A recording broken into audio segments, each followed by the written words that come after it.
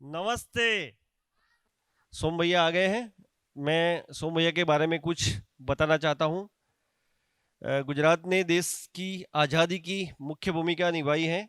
गांधी जी ने स्वदेश का सपना देखा, बहुत कोशिशों की, जिसमें नई तालीम, ग्राम उद्योग वगैरह मुख्य रहे। जीवन विद्या के प्रणेता ए नागराज जी के सह-अस्तित्ववाद से स्वराज का सपना साकार होता हुआ दिख रहा है। अभी मानव जाति की सुखी, समृद्धि, अभय, सह-अस्तित्व, पूर्ण धरती की कामना भी उसके साथ साकार रहेगी। सोम भैया 3 दिन जो हमारे साथ ये संवाद करने वाले हैं, happy marriage life, clarity of purpose. तो आप जो नए नए सब लोग हैं, खुश नसीब है। तो सोम भैया आएंगे यहाँ पे। वो कुल मिला के उन्होंने प्रबोधन के रूप में 200 से ज़्यादा छोटी बड़ी ऐसी जीवन विद्या की शिविर की है। अभी रायपुर के पास अछोटी में खुद वहाँ संस्थान के साथ जुड़े हुए हैं, गोपालन और खेती भी करते हैं। आपने सुना होगा दिल्ली गवर्नमेंट स्कूल के साथ हैप्पीनेस करिकुलम के नाम पे उन्होंने बढ़िया एजुकेशन में काम किया है। मैं पिछले 9 साल से भैया के साथ 2012 में पहला शिविर किया था हमने एसजीवीपी में, तब से मैं जुड़ा हुआ हूँ। और आज 3 दिन एक विचार आया एक शिविर में, तो मैंने एक बार बोला था कि जितने घंटे शादी चलती है अभी, इतनी साल नहीं चलती। तो शिविर में एक शर्मा जी करके थे, तो बोले घंटे की तो छोड़ो पोषक भाई, मैं शर्मा रिसोर्ट चलाता हूँ, तो शादी होने के बाद रिसोर्ट का बिल भी पेमेंट नहीं होता, इसके पहले लोग अलग हो जाते हैं। तो अभी समाज में जो सोशल वार्मिंग या फैमिली वार्मिंग है, इसकी वजह से बहुत सारे इश्यू आते हम देख रहे हैं। तो कमल भैया ने, विनोद भैया ने, हमारी जो टीम है, एक प्रस्ताव के रूप में भैया ने ले लिया और happy marriage clarity of life, एक बढ़िया सा मिशन, एक नया फ्यूचर आने वाली पीढ़ी के लिए। मैं क्लियर हूँ, बहुत 3 दिन का ये जो सेशन रहेगा वो एक नई दिशा देगा, अस्तित्व के लिए, सह अस्तित्व के लिए, मानव जात के लिए। मेरे को शादी के 30 साल हो गए, अभी भी मेरे को पर्पज पता नहीं है, क्लैरिटी नहीं है शादी है क्या। तो आप लोग खुश नसीब है और मैं सोम भैया को रिक्वेस्ट करता हूं, जोरदार तालियों से हम उनका स्वागत करेंगे। धन्यवाद भैया। सभी प्यारे मित्रों को नमस्कार। कितने लोग गुजरात के बाहर के हैं? हाथ उठाइए। कितने लोग गुजरात के बाहर के हैं? 1 2। अच्छा, तो काफ़ी लोग ड्रॉप हुए हैं, ड्रॉप काफ़ी हुए हैं। दोस्तों, इस शिविर का आयोजन महज एक चर्चा से शुरू हुआ। मैं पहले ये बता दूं कि ये किस तरह का काम हम लोग कर रहे हैं और फिर ये आपका शिविर का आयोजन कैसे हुआ है।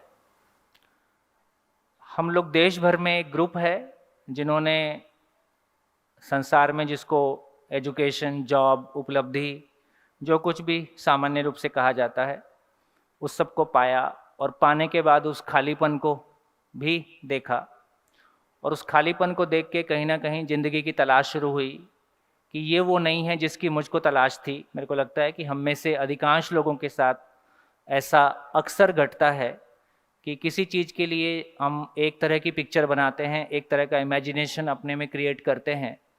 जब वहाँ पहुँचते हैं तो पहुँचने के बाद पता चलता है कि ये वो नहीं थी जिसकी मुझको तलाश थी, या ये उतनी सुखदायी नहीं निकली जितना मैंने सोचा था। कितने लोगों के साथ, आपके साथ कभी ऐसा हुआ है ना? चाहे वो शादी का मामला है, चाहे वो जॉब का मामला है, अधिकांश जैसा हम कल्पना में इमेजिन किए होते हैं, जब रियलिटी सामने आती है तो उसकी पिक्चर, दोनों पिक्चर में काफ़ी अंतर हमको दिखाई देता है। तो दोस्तों, वहाँ से ज़िंदगी की तलाश शुरू हुई। तो ज़िंदगी की तलाश में बहुत कुछ, फिर आदमी कहीं ना कहीं बहुत सारे, गांधी को पढ़ो, इसको पढ़ो और जय कृष्णामूर्ति को पढ़ो, तमाम तरह के जो भी कुछ ऑथर्स हैं जिनकी समाज में अपनी कोई रिकग्निशन है, उन सब को पढ़ते पढ़ते, और संयोग ऐसा रहा कि मेरा 89 का इंजीनियरिंग पास आउट है। 3 साल नेल्को टाटा, अमेरिकन एम्बेसी वगैरह में दिल्ली में जॉब किया। 3 साल की जॉब के बाद पता चला कि कुल मिला के ब्रेड एंड बटर का मामला है, क्योंकि इंजीनियरिंग करते समय जैसा हम सोचते थे कि कोई बहुत बड़ी चीज़ होगी, जब जॉब में आए तो ऐसा नहीं लगा कि कोई उतनी बड़ी चीज़ है। तो फिर ये सवाल हुआ कि जो उतनी बड़ी चीज़ का सपना देखा था क्या वो गलत था? तो कहीं ना कहीं ये तो अस्वीकार नहीं हुआ कि जो सपने देखे हैं या ज़िंदगी में जिस किसी बड़ी सच्चाई को, बड़ी ऊंचाई को, किन्हीं बड़े सपनों को साकार करना चाहते हैं, वो गलत तो नहीं है। पर ये नहीं है, क्योंकि बेसिकली मेरा गांव दिल्ली के पास है, मैं किसान का बेटा हूँ, तो छत और रोटी घर में उपलब्ध थी। तो ब्रेड एंड बटर मेरी ज़िंदगी की ज़रूरत है, लेकिन ये ज़िंदगी का पर्पस कुछ और होगा, लेकिन मेरे को कोई पर्पस की क्लैरिटी भी नहीं थी। उसी बीच में शादी की बात भी शुरू हो गई। मेरे को ये बहुत क्लैरिटी थी कि ज़िंदगी में कुछ अच्छा करना चाहता हूँ, कुछ बड़ा करना चाहता हूँ, कुछ मीनिंगफुल करना चाहता हूँ, लेकिन उसकी कोई क्लियर पिक्चर मेरे पास नहीं थी। इसी बीच में जब ये सोच चलती रही तो शादी का मामला सामने आ गया। तो ऐसे 91 नवंबर में मेरी शादी हुई, अभी लगभग 30 साल होने को है। तो मेरे मन में ये बहुत कन्फ्यूज़न था कि शादी करूं कि नहीं करूं, क्योंकि मुझको ये इंट्यूटिवली लगता था कि जिस तरह की ज़िंदगी मैं जीना चाहता हूं, मैं जीने जा रहा हूं, हो सकता है कोई लड़की मेरे साथ चल नहीं पाएगी, और समाज में डिवोर्सी कहलाना, तो लोग बोलेंगे कि अपना परिवार संभला नहीं और तुम समाज में कुछ करना चाहते हो, ये ज़्यादा मुश्किल काम होगा। तो उस आज का दौर तो उसके मामले में और कॉम्प्लिकेटेड है, लेकिन हमारे समय में भी है ना, मुझको ये बहुत इंट्यूटिवली लग रहा था कि मैं जॉब नहीं कर पाऊँगा। जॉब नहीं कर पाऊँगा तो मैं क्या करूँगा, ये मुझको नहीं पता था। इस मनस्थिति के साथ में कोई लड़की मेरे साथ कितना दिन चल पाएगी, नहीं चल पाएगी, और क्या स्थितियाँ बनेंगी, तो मुझको लगता था कि मैं शादी नहीं करूँ तो बेटर होगा। कुछ ज़िंदगी में ऐसी घटनाएं घटती हैं जिसमें आप वापस लौट के देखते हो तो आपको भरोसा होता है कि ये एग्जिस्टेंस, ये पूरी कायनात, ये पूरी सृष्टि, ये रैंडम नहीं है। इसमें जो कुछ भी हो रहा है उसके पीछे कोई रीज़न है, उसके पीछे कोई, हम वो पढ़ते हैं ना कारण कार्य सिद्धांत, कॉज एंड इफेक्ट, तो उसके पीछे कोई रीज़न है। लेकिन जब घटना घट रही होती है तब आपको उतनी क्लैरिटी नहीं बनती है। जब घटना बैकग्राउंड में घट जाती है और 2-5 साल आप आगे निकल जाते हो, तब आप पीछे लौट के देखते हो तो आपको एक सीक्वेंस नज़र आता है, और आपने वो कनेक्टिंग द डॉट्स, है ना, सुना पड़ा होगा, तो डॉट्स फिर कनेक्ट होते हुए दिखाई देते हैं। मेरी चंडीगढ़ में पोस्टिंग हुआ करती थी, और क्रेसेंट कंप्यूटर्स प्राइवेट लिमिटेड एक कंपनी थी, उसमें जॉब में था। तो चंडीगढ़ आप में से कुछ लोग गए चंडीगढ़, है ना? चंडीगढ़ में सुखना लेक है, तो वो सुखना लेक पे मैं सुबह मॉर्निंग वॉक के लिए भी जाया करता था, और थोड़ा मेडिटेशन करने का भी शौक था। ऐसी होता तो कुछ था नहीं, आंख बंद करके बैठ जाया करते थे। तो एक दिन मैं वहाँ बैठा रहा, और ध्यान व्यान तो कुछ हो नहीं रहा था, आंख बंद करके बैठा था। तो एक सज्जन ने वहीं पे आके जॉगिंग करना शुरू किया। तो पहले ही थोड़ा सा मन में इरिटेशन था, यार ध्यान व्यान की कोशिश करते हैं, कुछ होता है नहीं, ऊपर से इसको भी यही जगह मिली है। तो मैं आँख खोल के उसकी तरफ देखा, तो मेरे से वो कहते हैं, so you are trying to meditate. मैं कहा अब तो जो होना था हो ही गया। तो मैं भी खड़ा हो गया, उनसे परिचय हुआ।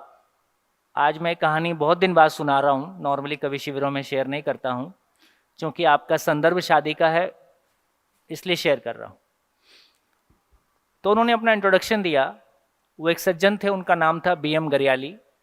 वो CPWD में एग्जीक्यूटिव इंजीनियर थे, फैमिली उनकी दिल्ली में रहती थी, और वो अपनी जॉब पे चंडीगढ़ में अकेले रहते थे, और मैं भी अकेला रहता था। तो फिर उनसे चर्चा शुरू हुई, तो उन्होंने जो अपने बारे में शेयर किया, उन्होंने शेयर किया कि वो माँ भगवती के भक्त हैं, कुछ साधना वादना करते हैं। फिर मैंने भी अपना शेयर किया कि मेरे को जॉब में मन नहीं लगता है, और मैं बहुत इंटेंसिवली सोचता हूँ कि मैं कुछ और करूँ, क्या करूँ, मेरी क्लैरिटी नहीं है, पर मैं जॉब में एक दिन भी रहना नहीं चाहता। तो उन्होंने फिर अपनी ज़िंदगी की एक घटना शेयर किया। उन्होंने कहा कि मैं अपनी ज़िंदगी में कभी कश्मीर गया, और कश्मीर में कोई सेब का बागान में कहीं घूमने गए होंगे। उस बागान में उनको एक फैमिली थी, और उनके साथ 2 बच्चे थे। उन 2 बच्चों को देख के उनको बहुत इंटेंस फीलिंग हुआ कि मेरे भी 2 ऐसे ही बच्चे हों। तब तक वो अनमैरिड थे। तो बोले आप मानोगे नहीं, मेरी शादी हुई और शादी होने के बाद सेम 2 बच्चे फोटोकॉपी। तो ये कह के उन्होंने मेरे को ये कहने की कोशिश की कि यदि आपकी कोई बहुत तीव्र इच्छा है, बहुत तीव्र इच्छा है, तो ये एग्जिस्टेंस उसको सुनता है और वो इच्छा पूरी होती है। तो आप जॉब नहीं करना चाहते, तो मैं नहीं कहता इस शरीर यात्रा में या आगे शरीर यात्रा में, मैं एक ऐसा वातावरण चाहता था, एक ऐसी जगह जाता था जहां मेरे को झूठ ना बोलना पड़े, जहां मेरे को चोरी ना करनी पड़े, जैसा मैं चाहता हूं वैसा मैं जी सकूं, जिंदगी के मीनिंग को जी सकूं। ये सब मेरी इमेजिनेशन में था। बोले आज नहीं, आपको ना ये परिस्थितियां जरूर मिलेंगी। तो मैं तो घंटे और दिन गिनता था, वो बोल रहे थे ये अगली शरीर यात्रा में भी हो सकता है। तो मेरे को तो बात समझ में नहीं आई, लेकिन उनकी ये बात मेरे को बहुत समझ में आ गई कि एग्जिस्टेंस सुनता है। और यदि आप कोई बहुत पवित्रता के साथ, बहुत इंटेंसिटी के साथ में कोई चीज़ चाहते हो, ये कायनात हमको मदद करती है, ऐसी बहुत सारी बातें हम सुनते भी हैं। तो मेरे को ये आइडिया अच्छा लगा। तो मैंने सोचा कि ये बीएम गरियाली का एप्लीकेशन सैंक्शन हो सकता है तो मेरा भी हो सकता है। तो मैंने भी डाल दिया। तो मेरी 2 प्रॉब्लम थी। एक मेरी प्रॉब्लम थी कि मैं जॉब नहीं करना चाहता था और किसी ऑल्टरनेट जिंदगी की तलाश में था, लेकिन उसकी कोई पिक्चर मेरे को बहुत क्लियर नहीं थी। दूसरा मेरे को कन्फ्यूजन था कि शादी करूं कि नहीं करूं। तो बीएम गरियाली साहब से जो चर्चा हुई, उस चर्चा में वो आदमी मेरे को ये कन्विंस करके चला गया कि शादी तुमको करना चाहिए। उसने कुछ कुछ सुनाया लंबा चौड़ा और मैं कन्विंस भी हो गया, लेकिन डर तो था ही कि कैसे होगा। तो मैं मेरी माँ को बहुत पसंद करता हूँ, अब तो नहीं है, चली गई।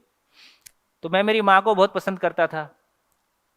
तो मैंने भी ऊपर वाले को एप्लीकेशन डाल दिया कि यदि बीवी देना तो मेरी माँ जैसी देना, क्योंकि वही झेल पाएगी, और नहीं तो मत देना, है ना। देना तो माँ जैसी देना, पहली एप्लीकेशन।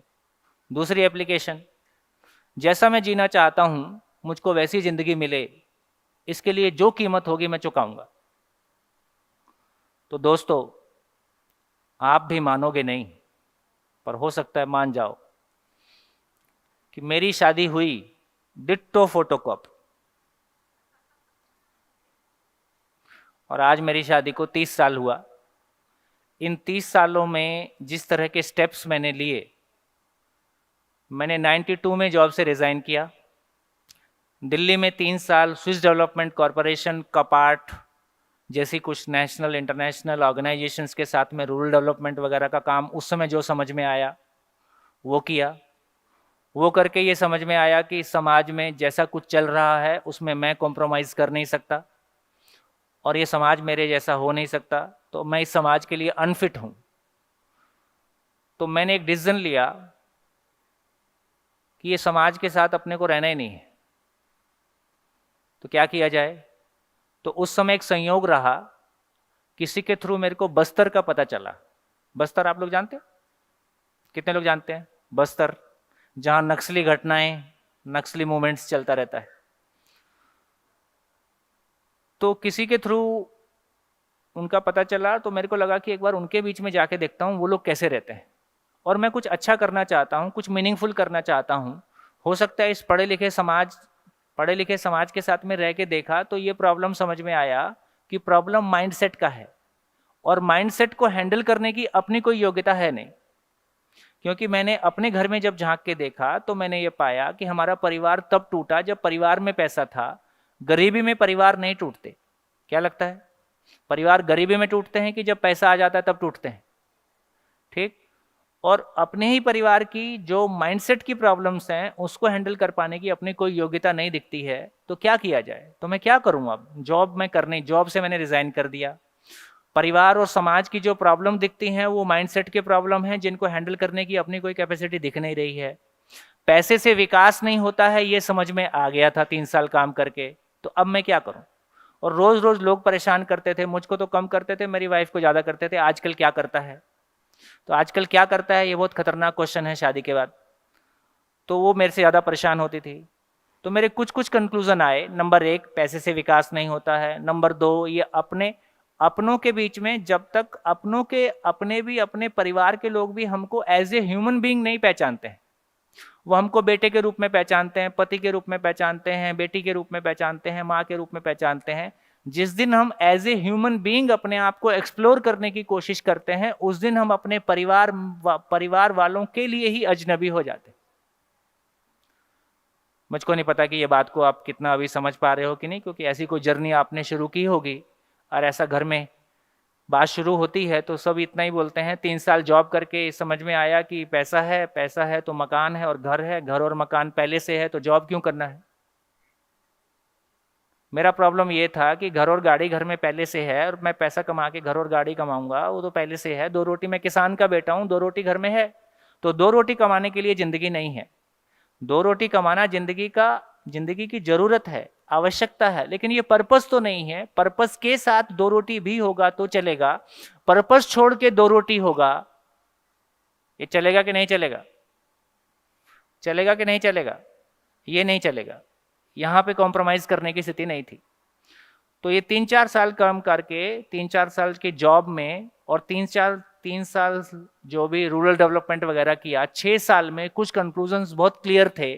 नंबर 1, पैसे से विकास नहीं होता है।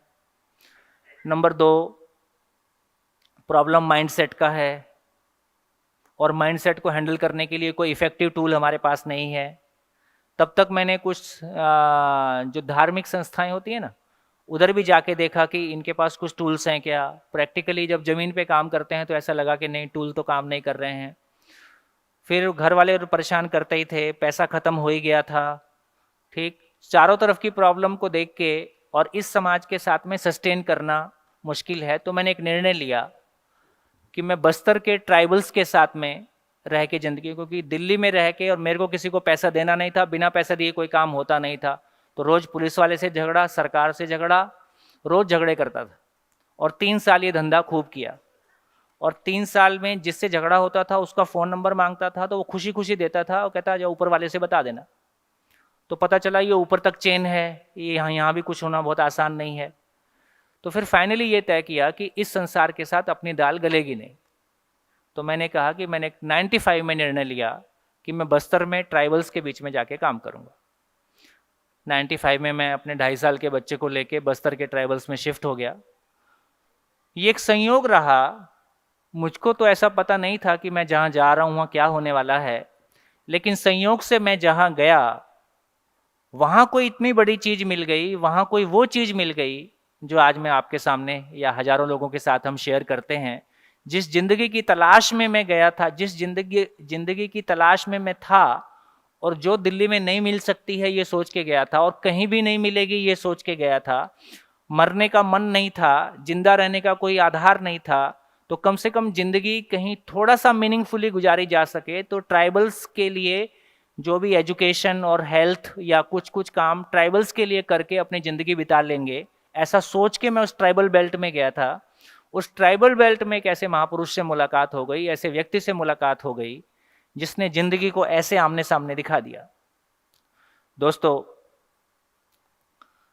देखो, हम सभी लोग पढ़े लिखे लोग हैं। साइंस कहाँ अनआंसर्ड हो जाती है वो भी जगह हमको पता है। जिंदगी कहाँ अनआंसर्ड है वो हमको पता ही है। लेकिन बहुत अच्छी बात एजुकेशन की ये है कि एटम और सेल को हम क्लासरूम में पढ़ा सकते हैं और एक क्लासरूम में हिंदू, मुस्लिम, सिख, ईसाई और सारे देश और सारे मेल फीमेल सभी एक साथ बैठ के पढ़ते हैं, कोई प्रॉब्लम नहीं है।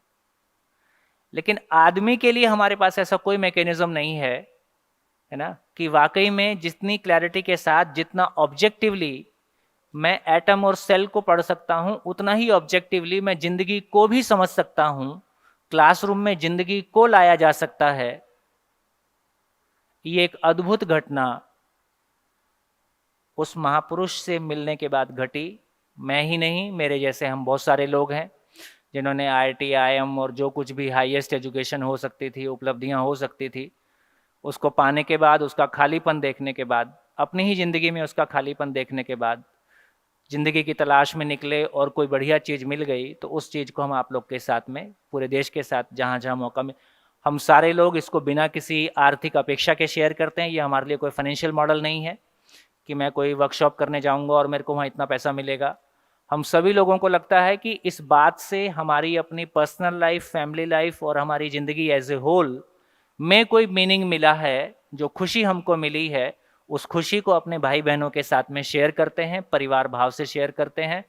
देश में और देश के बाहर भी हमारे बहुत सारे मित्र हैं जो इस काम को, जैसा मैं आपके साथ शेयर कर रहा हूँ, ऐसे करते हैं।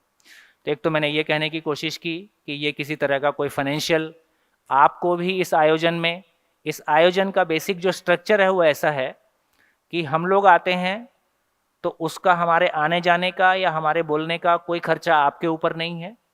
आप लोग वर्कशॉप करने आते हो तो आप लोग अपने खाने पीने रहने का जो एज ऑन एक्चुअल है उसको आप खुद वहन करें। और इस वर्कशॉप में किसी भी तरह का कोई भी फंडिंग, किसी व्यक्ति का फंडिंग या किसी समाज का या सरकार का फंडिंग हम पूरे देश में नहीं लेते हैं। यही इसका काम करने का तरीका है।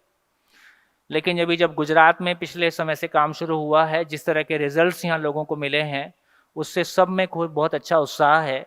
कमल मंगल जी एक बार खड़े हो जाएं। कमल मंगल जी से कितने लोग परिचित हैं यहाँ? हाथ उठाएं। ओह, सारे आपके परिचित। तो कमल मंगल जी की उम्र और जो कुछ आप कर रहे हैं, आनंद निकेतन के नाम से आप स्कूल चला रहे हैं, तो उस क्रम में एक दिन अभी जब मैं वर्कशॉप करता हूँ, सामाजिक वर्कशॉप हम करते हैं, तो किसी भी वर्कशॉप में यंग जनरेशन होता ही है। तो 2-3 क्वेश्चन बार बार उठ के आ रहे थे कि शादी क्यों करना है। दूसरा क्वेश्चन है कि शादी करना है तो बच्चे क्यों करना है। तीसरा क्वेश्चन ये भी उठ के आता था कि शादी होती है तो ये लड़की लड़के घर क्यों जाती है, लड़का क्यों नहीं आ सकता है।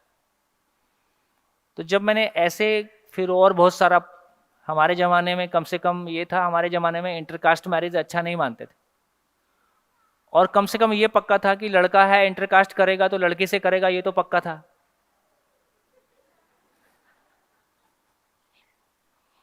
तो अभी के ज़माने की प्रॉब्लम कई तरह की, अलग तरह की भी हो गई हैं। क्या सही है क्या गलत है मैं उस बारे में अभी कुछ नहीं कह रहा हूँ, लेकिन प्रॉब्लम की कॉम्प्लेक्सिटी हमारे ज़माने में शायद उतनी नहीं थी।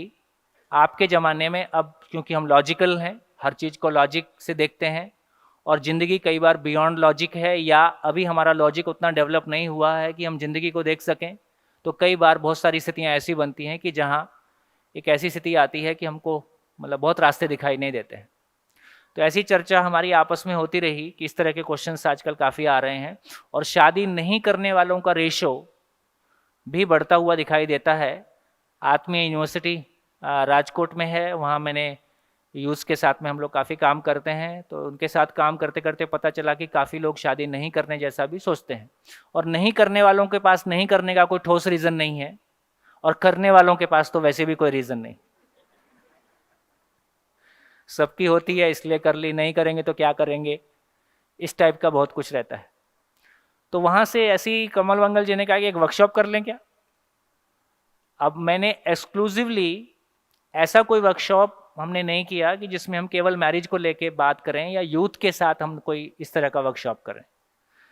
ऐसे पिछले 20 साल से हम और हमारे मित्र इस तरह का काम करते हैं, लेकिन ये पहली वर्कशॉप है जब हम यूथ के साथ कर रहे हैं, इसलिए आप सब लोगों को जोरदार धन्यवाद और कमल जी को जोरदार धन्यवाद।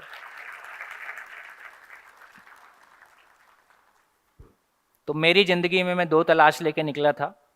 एक तलाश थी कि ऐसी बीवी मिल जाए जो इस सफ़र में साथ दे दे। तो दोस्तों, बहुत खुशी के साथ कहता हूँ कि शादी के दिन जो संबंध की मिठास थी, 30 साल बाद वो बढ़ी है, घटी नहीं है।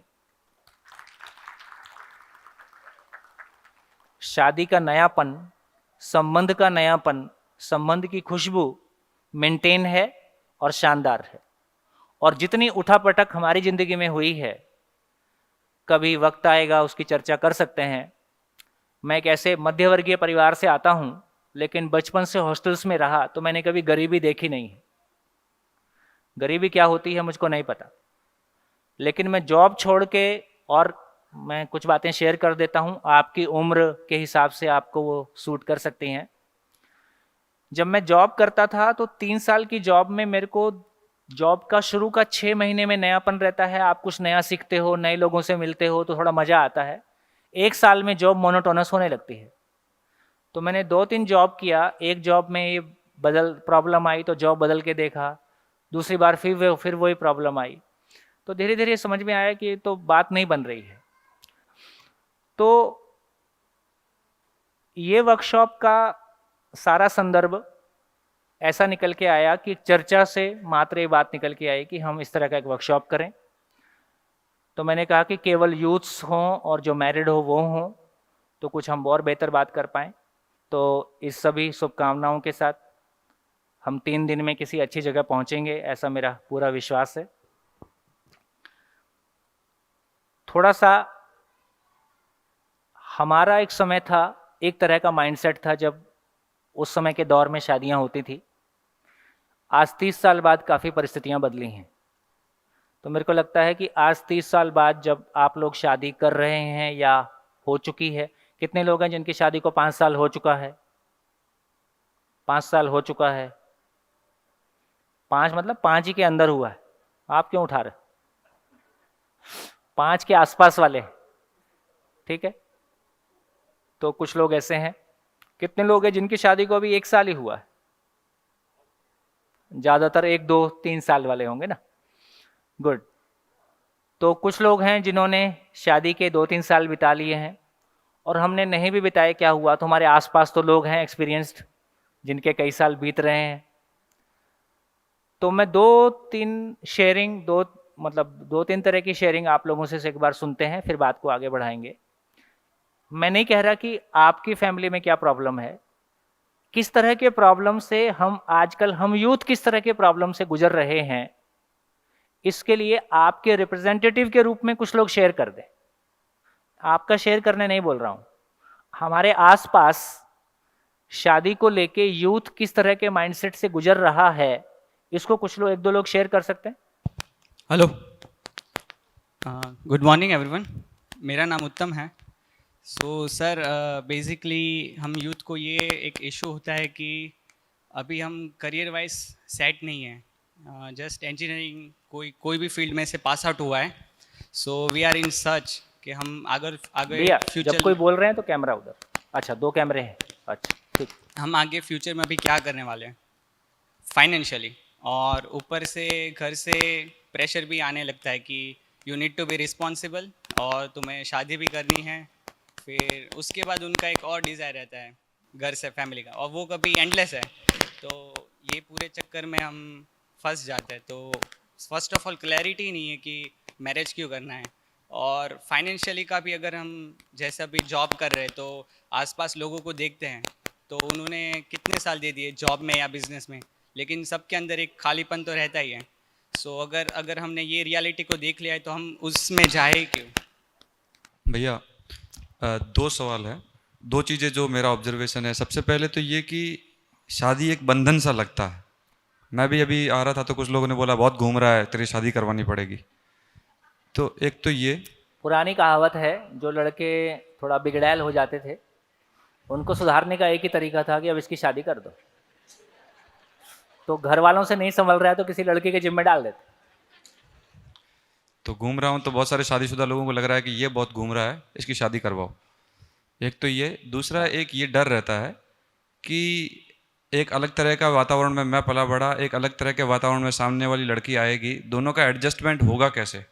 कहीं ना कहीं ईगो कॉन्फ्लिक्ट होता है, अंडरस्टैंडिंग कॉन्फ्लिक्ट होता है, समझ का, कल्चर का, बहुत सारी चीज़ों में। तो एक गाड़ी ट्रैक्टर का और एक पहिया स्कूल साइकिल का, और वो चल पाएगा कि नहीं चल पाएगा साथ में मिलने के बाद में? तो एडजस्टमेंट कैसे होगा वो? ट्रैक्टर वाला आपका है कि उधर वाला? हाँ जी, बढ़िया। और कोई शेयरिंग? हाँ जी, माइक। नमस्ते भैया, मैं खुशबू फ्रॉम अहमदाबाद। अभी तो हमारे यूथ का ऐसा है। हेलो। किसी के यहाँ ये प्रॉब्लम है कि जाते नहीं, हाँ किसी के यहाँ ये प्रॉब्लम है कि जाते हैं तो क्यों जाते हैं। हाँ तो हस्बैंड वाइफ रिलेशन को मैं 20 साल से देखता आ रहा हूँ। हाँ ये इतना रहस्यमय रिलेशन है कि आजकल मैंने हस्बैंड वाइफ को सुनना ही बंद कर दिया है कि भैया कहानी मत सुनाओ, या डायरेक्ट शिविर करो और उसके बाद कुछ बचेगा तो बताना। हाँ। क्योंकि जब हस्बैंड बताता है तो सारा ऐसा बताता है जैसे वो सारा सही है, गलती सारी उधर है। और जब वाइफ को सुनो तो वो सारा ऐसा बताती है कि जैसे इधर सारा सही है, गलती सारी इधर है। जब दोनों ही ठीक है तो प्रॉब्लम क्या है? हाँ लेकिन दोनों ठीक नहीं है, है ना। तो कितने डायमेंशन, कितने लाख तरीके, कितने लाख एंगल हो सकते हैं कि वही बात किसी को अच्छी लगे और उसी बात पे किसी का झगड़ा हो जाए। हाँ। तो कितने उसके परमुटेशन कॉम्बिनेशन बनते हैं। तो इस लाइफ को, मैरिड लाइफ को चलाने का एक कॉन्फिडेंस हमको आ जाए, है ना। देखो अभी कार हम चलाते हैं तो कार चलाने का हमको कॉन्फिडेंस आ गया, लेकिन हमको उसके लिए भी हमने एक कोर्स किया था, ठीक। तो क्या क्या जिंदगी को लेके, स्पेशली मैरिड लाइफ की चर्चा इसलिए ज़्यादा है कि देखो, आपकी भाई से नहीं बनती तो आप दूरी बना सकते हो, आपकी दोस्त से नहीं बनती तो आप दूरी बना सकते हो, आपकी अपने बच्चों से नहीं बनती तो भी दूरी बनाई जा सकती है। लेकिन हस्बैंड वाइफ ऐसा रिलेशन है जहां दो ही ऑप्शन है, या तो जियो नहीं तो झेलो। तीसरा ऑप्शन नहीं है, क्योंकि यहां दूरी बनाना भी झेलना है। इसलिए इतने ज्यादा जोक पति पत्नी पे क्यों बनते हैं? पति पत्नी पे इतने जोक बनने की जगह इसलिए है कि वहां बहुत ज्यादा अपेक्षाएं हैं, वहां बहुत ज्यादा एक्सपेक्टेशन है, और वहां उतना दुख भी है। जहां से भी रोड चलते आदमी से हमको थोड़ी दुख है, हमको दुख उससे ही है जहां हमारी एक्सपेक्टेशन है। और पति पत्नी एक वो जगह है जहां हम ट्रांसपेरेंट हैं, जहां हमारी सबसे ज्यादा एक्सपेक्टेशंस हैं, और उसको जीने की वैसी जगह नहीं है। तो इसलिए जहां से अपेक्षा है उसी के ऊपर इतनी सारी जो भी जोक्स। सॉरी। हाँ, तो मेरा यही क्वेश्चन है कि हम खुद को कैसे सिक्योर करें और हम अपना जो हमें जो लाइफ में एक्चुअल में जो करना है उसके ऊपर कैसे फोकस करें, मतलब कि इन सभी एटमॉस्फेयर में रह के। तो वो थोड़ा मुझे अभी देखती हूँ लाइफ को आगे तो थोड़ा चैलेंजिंग लगता है। ठीक है। बढ़िया। और कोई शेयरिंग? हाँ जी, आगे। नमस्ते सर, मेरा नाम उर्मिला लकदीर है फ्रॉम अहमदाबाद। जैसे कि खुशबू जी ने बोला, क्या उत्तम करते हो भैया आप? ने बोला, थोड़ा अपना इंट्रोडक्शन देते जाओ। हाँ। क्या करते हो? मैं अभी एमएससी माइक्रोबायोलॉजी कंप्लीट करके फार्मा इंडस्ट्री में जॉब करती हूँ। मेरी जस्ट रिसेंट में 2 महीने पहले ही एंगेज हुई है। अभी शादी नहीं हुई? नहीं, अभी तक तो फिलहाल नहीं अभी हुई। तक तो नहीं हुई। तो सर मेरा ये क्वेश्चन है, जैसे कि मुझे एंगेजमेंट से पहले मुझे एंगेजमेंट करनी नहीं थी। एक्चुअली आई वांट कि मुझे समाज के लिए कुछ करना है, ऐसा मेरा अंदर से वो अलग था। पर जैसे कि बोला कि अभी का समाज का ये है कि लड़की को शादी करनी ही है, कैसे भी करके वो हो गई। अभी यहाँ तक तो चलो समझ में आया, पर अभी मेरे मन में ये कॉन्फ्लिक्ट्स हो रहे हैं, जैसे उत्तम भैया और ये भैया ने बोला कि दोनों अलग अलग पहिए हैं, वो एक तो दिमाग में नहीं सेट हो रहा है। दूसरा सर कि ट्रस्ट इश्यूज बढ़ सकते हैं, जैसे कि मैं बहुत अलग एनवायरनमेंट में बड़ी हुई हूँ, मेरा लाइफ पार्टनर जो होने वाला है वो बहुत अलग एनवायरनमेंट में बड़ा हुआ है। तो जैसे कि दोनों के थॉट्स लेवल मैच नहीं हो रहे हैं, वो कुछ और सोचता है, मैं कुछ और सोचती हूँ। मुझे बहुत कुछ बड़ा बड़ा करना है, उसे सिंपल जीना है। अभी ये दोनों के बीच में कॉन्फ्लिक्ट्स हो रहे हैं। दूसरी चीज़ है कि सर आगे सबके मैरिजेस देखे हुए हैं कि सब झगड़ते ही है, आफ्टर मैरिज झगड़ना ही है, बस 2-4 साल जिए फिर तो बस चालू रामायण। तो सर मुझे 2-4 साल नहीं है, हनीमून से ही वापस आते हैं। हाँ वो भी है। तो सर मुझे ये है कि अब जब मैंने एंगेजमेंट कर ली है तो मुझे ये सब में नहीं पढ़ना है। I want my very best life with him. So इसके लिए क्या करें? बढ़िया। और कोई शेयरिंग? Hello, हाँ जी। Dhaval Gokani here. I'm a career counselor from Ahmedabad. Actually, मुझे ये मेरे काफ़ी सारे फ्रेंड्स से एक क्वेश्चन था कि लाइफ पार्टनर पसंद करने में कौन कौन सी चीज़ें ध्यान में रखनी चाहिए, क्योंकि पसंद करने में वही पता नहीं है, अपने परफेक्ट नहीं है लेकिन हमें सामने लाइफ पार्टनर परफेक्ट चाहिए होता है। सो कुछ क्वेश्चंस क्या पूछने हैं, किस पैरामीटर पे जज करना है। फिर आज ज़्यादातर सोसाइटी में लोग कलर देखते हैं कि चलो ब्लैक एंड वाइट नहीं जमता है, वाइट वाइट ब्लैक ब्लैक जमता है। So that's not the right thing what I think. Main thinking मिलना चाहिए, लेकिन वो पता कैसे चले, क्योंकि सिर्फ if it's an arrange marriage तो 10 मिनट में पूरा 50 साल का लाइफ पार्टनर पसंद करना इट्स वेरी टफ, क्योंकि 10 मिनट में हम टी शर्ट भी नहीं सिलेक्ट कर पाते। शादी के पहले 1 साल मिल भी लेते हो, तो शादी के पहले का मिलना और बातों का कंटेंट अलग होता है। हाँ वो तो सही। और शादी के बाद एकदम दुनिया बदल जाती है। हाँ वो तो सही है। सो किस पैरामीटर के बेस पे पसंद करना चाहिए, और कौन कौन सी ऐसे कुछ क्वेश्चनरी होती है, जैसे इंटरव्यू में जाना है तो उसका क्वेश्चनरी होता है, लेकिन अगर अरेंज मैरिज के लिए किसी को मीन्स मिलने जाना है तो उसका कोई क्वेश्चनरी हो, कुछ क्वेश्चंस ऐसे जो हमें जज कुछ क्लियर हो। So some of my friends were asking for this thing. So बढ़िया, थैंक यू थैंक यू। हाँ जी, और कोई? हेलो, मेरा नाम वृज्जन है, मैं सोमनाथ से आया हूँ और सोशल फील्ड में सोशल वर्क करता हूँ। शादी का 1 साल हुआ है, काफ़ी बढ़िया चल रहा है, पर मेरी तरफ से तो कोई दिक्कत नहीं है, पर अक्सर ऐसे ही होता है। पार्टनर है साथ में? साथ ही में है, ये अच्छा। मतलब हाँ, उनकी तरफ से दिक्कत नहीं है, पर कभी क्या होता है कि मैं कभी गुस्सा करके चला जाता हूँ तो कोई कुछ बोलती नहीं है, जो मैंने कहा वो सुन लेना, और उसके बाद उसके मन में क्या चल रहा है मैं कोशिश करता हूँ बाद में जब रियलाइज होता हूँ कि अगली बार ऐसा कुछ मेरी तरफ से ना हो, पर वो कभी सामने से कुछ नहीं बोलते, तो ऐसा अंदर ही अंदर उनकी बातें रहती है। आप बोले तो भी प्रॉब्लम है, नहीं बोले तो भी प्रॉब्लम। नहीं मतलब एक क्या कोऑर्डिनेशन चलेगा, उसके मन में कुछ है वो बोल दिया मेरे को, तो मैं भी अगली बार से ध्यान रखूंगा, तो ऐसा कोऑर्डिनेशन अच्छे से बनेगा तो अच्छा रहता है, मतलब इस दोनों तरफ से। हाँ, झगड़ा होता है तो देखिए, शादी के शुरू में तो थोड़ा सा दोनों का एनर्जी लेवल अलग लेवल का रहता है। ये 2-3 साल में सारा एनर्जी लेवल घिस जाता है, फिर आर पार होने लगती। तो इससे पहले कि वो एनर्जी लेवल खत्म हो, वो नयापन खत्म हो, उसके पहले अपन समझ जाएं तो अच्छी बात। हाँ जी, और कोई शेयरिंग? हाँ जी।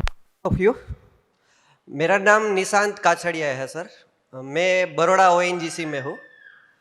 अभी सर आपने स्टार्टिंग में एक क्वेश्चन किया था कि आपके आसपास में ऐसा क्या हो रहा है कि आपको ऐसा लगता है कि अभी मतलब कि इंडिया में, या तो मैं गुजरात में हूँ सर, गुजराती हूँ, तो क्या ऐसा हो रहा है कि जैसे मैरिज लॉन्ग टर्म नहीं है, मतलब कि शॉर्ट टर्म हो रहा है।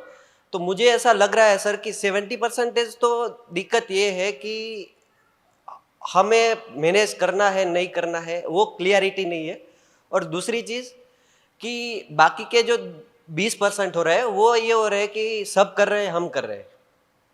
और जब भी मैं या तो कोई भी लोग जाते हैं मैरिज करने, तो वो पहला ये होता है कि घर से बोला है कि मैरिज करना है तो अभी मैरिज करना पड़ेगा।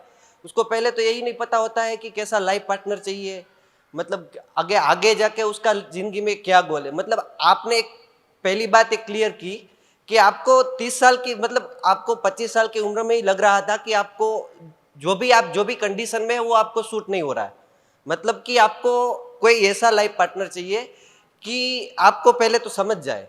तो वो मुझे समझने के लिए सर पहले मुझे समझना पड़ेगा कि मुझे क्या पता है। मुझे पता ही नहीं है कि मुझे क्या पता है, तो सर मैं सामने वाले के, मतलब कि सामने वाला जो भी है लाइफ पार्टनर है उसमें मैं क्या ढूंढूंगा।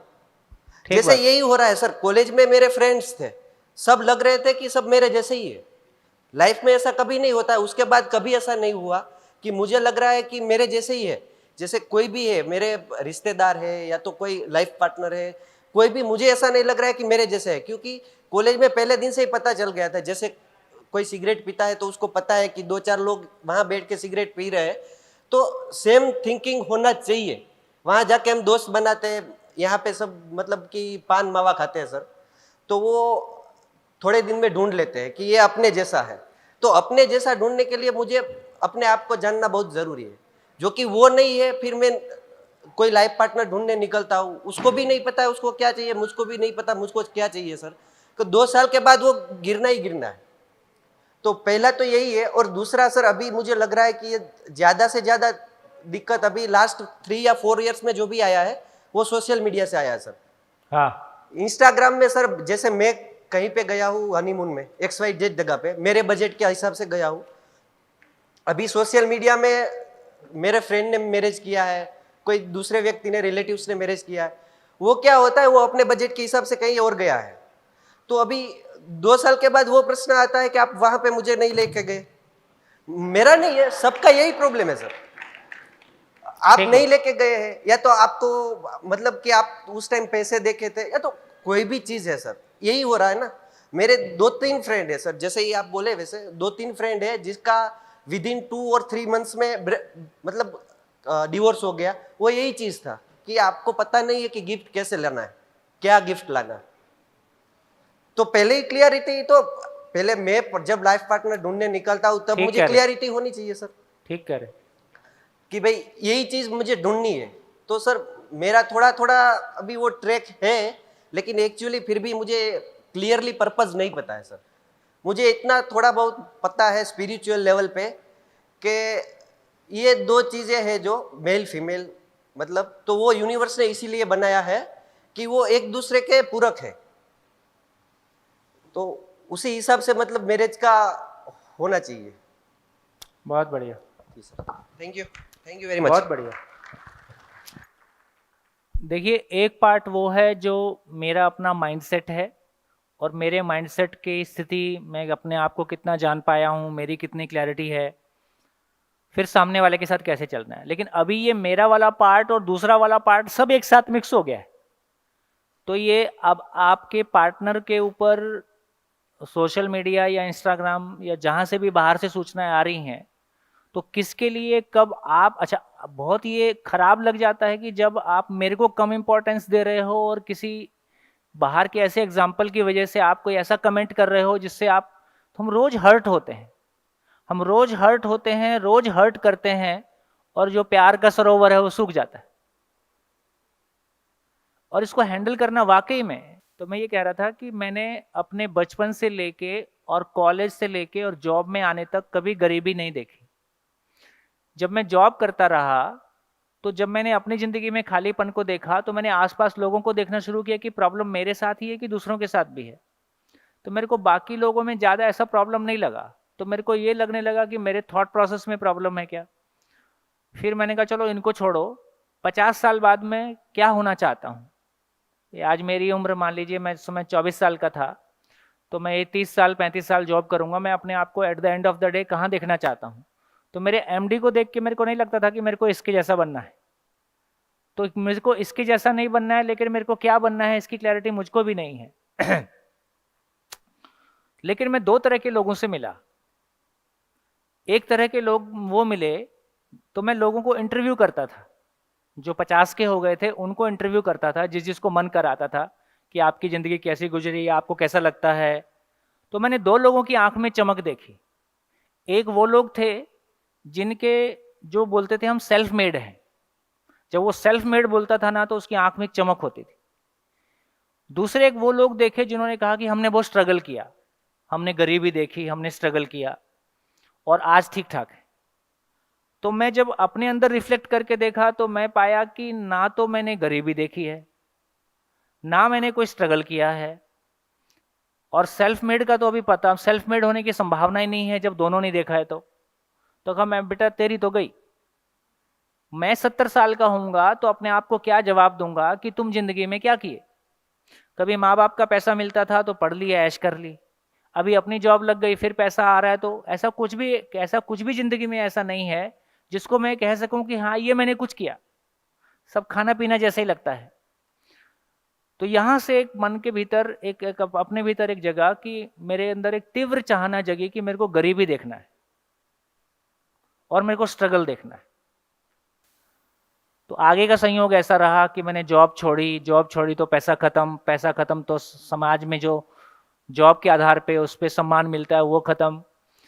तो मैंने गरीबी के भी वो दिन देखे जो अधिकतम गरीबी में देखे जा सकते हैं, ठीक। और जब आपके पास पैसा नहीं रहता है, जिंदगी की कोई दिशा नहीं रहती है, तो लोग भी आपको बहुत वैल्यू नहीं करते हैं।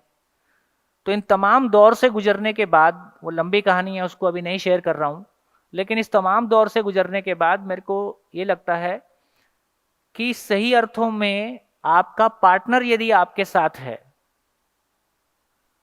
चाहे आप फाइनेंशियल प्रॉब्लम्स की बात करें, चाहे फाइनेंस की बात करें, चाहे आप अपने सम्मान की बात करें, कि आपके भीतर सेल्फ सेटिस्फेक्शन की, कोई भी फ्रंट की बात करें, दुनिया में एक ही घटना है, यदि पति पत्नी एक दूसरे के साथ हैं तो जमाना पैर के नीचे है। ये इतनी बड़ी ताकत है। और इस सही अर्थों में यदि पति पत्नी साथ में नहीं है तो बहुत कम लोग हैं जो मजबूती से चल पाते हैं। अधिकांश लोग, 99% लोग मजबूती से नहीं चल पाते। जहां मेरे को लगता है कि पति पत्नी एक दूसरे के लिए इससे अच्छा कोई दोस्त दुनिया में हो नहीं सकता है। मेरी शादी हुई तो मेरे को तो ये पति पत्नी संबंध समझ में आता नहीं था, बहुत भारी भारी सा लगता था। और मेरे को तो वाइफ साड़ी पहन लेती थी तो साड़ी का दबाव मेरे को अपने ऊपर लगता था। तो मैं बोला यार ये सूट वूट पहनो, ये साड़ी वाड़ी मत पहनो, है ना। और मैं बचपन में हॉस्टल से रहा, बचपन से हॉस्टल में मेरी 53 की एज है अभी। 53 की एज में से मैं मैक्सिमम 5 साल अपने माँ बाप के साथ में रहा, मैक्सिमम टाइम में बाहर रहा। तो हॉस्टल में कैसे रहते हैं ये मेरे को आता है। तो मैंने शादी के पहले दिन ही उसको बताया कि देखो हॉस्टल में कैसे रहते हैं मेरे को आता है, तो अपन दोनों तो दोस्त होके जिएंगे, पति पत्नी भूल जाओ, है ना, दोस्त बन के जिएंगे। दोस्त का मतलब है कि एक दूसरे की जिंदगी में हस्तक्षेप नहीं करना और एक दूसरे को सपोर्ट करना। हॉस्टल में हम ऐसा देखे हैं। इसका मतलब वो दोस्त बोल दिया, वो एक भाव था, लेकिन उस भाव को जमीन पे उतारने में 11-12 साल लगे और सही अर्थों में पति पत्नी संबंध को सफल करने में हो सकता है 20 साल लगे। तो दोस्तों मैं ये कहना चाहता हूं कि यदि आज हमने एजुकेशन लेके एक जॉब पाई है, एक जॉब के लिए हम क्वालिफाई करते हैं, यदि हम एक जॉब के लिए क्वालिफाई करते हैं तो जिंदगी के लिए भी कोई एजुकेशन होगी कि नहीं होगी। हमारी इतनी सारी घबराहट भी एमएससी माइक्रोबायोलॉजी है, तो आज आप माइक्रोबायोलॉजी के लिए आपने 20 साल 25 साल पढ़ाई की है, 2 वक्त की रोटी के लिए 25 साल मेहनत करते हैं, और जिंदगी ठीक से चल जाए वो टेकन फॉर ग्रांटेड है, धुप्पल है, जुआ है। तो इसका मतलब है कि हमारे पास ऐसा कोई एजुकेशन का मॉडल नहीं था कि जितना ऑब्जेक्टिवली मैं एटम और साइंस को, एटम और मॉलिक्यूल को पढ़ता हूं, सेल को पढ़ता हूं, है ना, उतना ही ऑब्जेक्टिवली जितना आप लोगों ने शेयरिंग किया कि मैं एक मशीन खरीदने जाता हूं तो उसका मैनुअल साथ में रहता है जिसमें उसके क्लियर स्पेसिफिकेशन लिखे रहते हैं, और उसमें वेरिएबल कितना वेरिएशन हो सकता है ये भी आप देते हो। भाई इतने वोल्टेज का है, इतने वोल्टेज का, इतने एम्पियर का है, तो उसमें इतना वेरिएशन हो सकता है। तो ये कहना चाहता हूं कि यदि हम एक मशीन भी लेके आते हैं तो उसके बारे में पूरा नो हाउ हमारे पास रहता है, उसका पूरा मैनुअल हमारे पास रहता है, उसका कोई एक्सपर्ट रहता है। जिंदगी कुछ नहीं। लेकिन खुशी की बात यह है, 3 दिन में क्या होगा मेरे को नहीं पता, लेकिन 3 दिन में यह हो जाएगा कि आपको भरोसा हो जाएगा यार ये मुश्किल काम नहीं है और ये किया जा सकता है। और आपको देख के, आपसे पैसा तो लेना नहीं है मेरे को, पैसा लेना होता तो कुछ और जोर जोर से आशा बंधाता।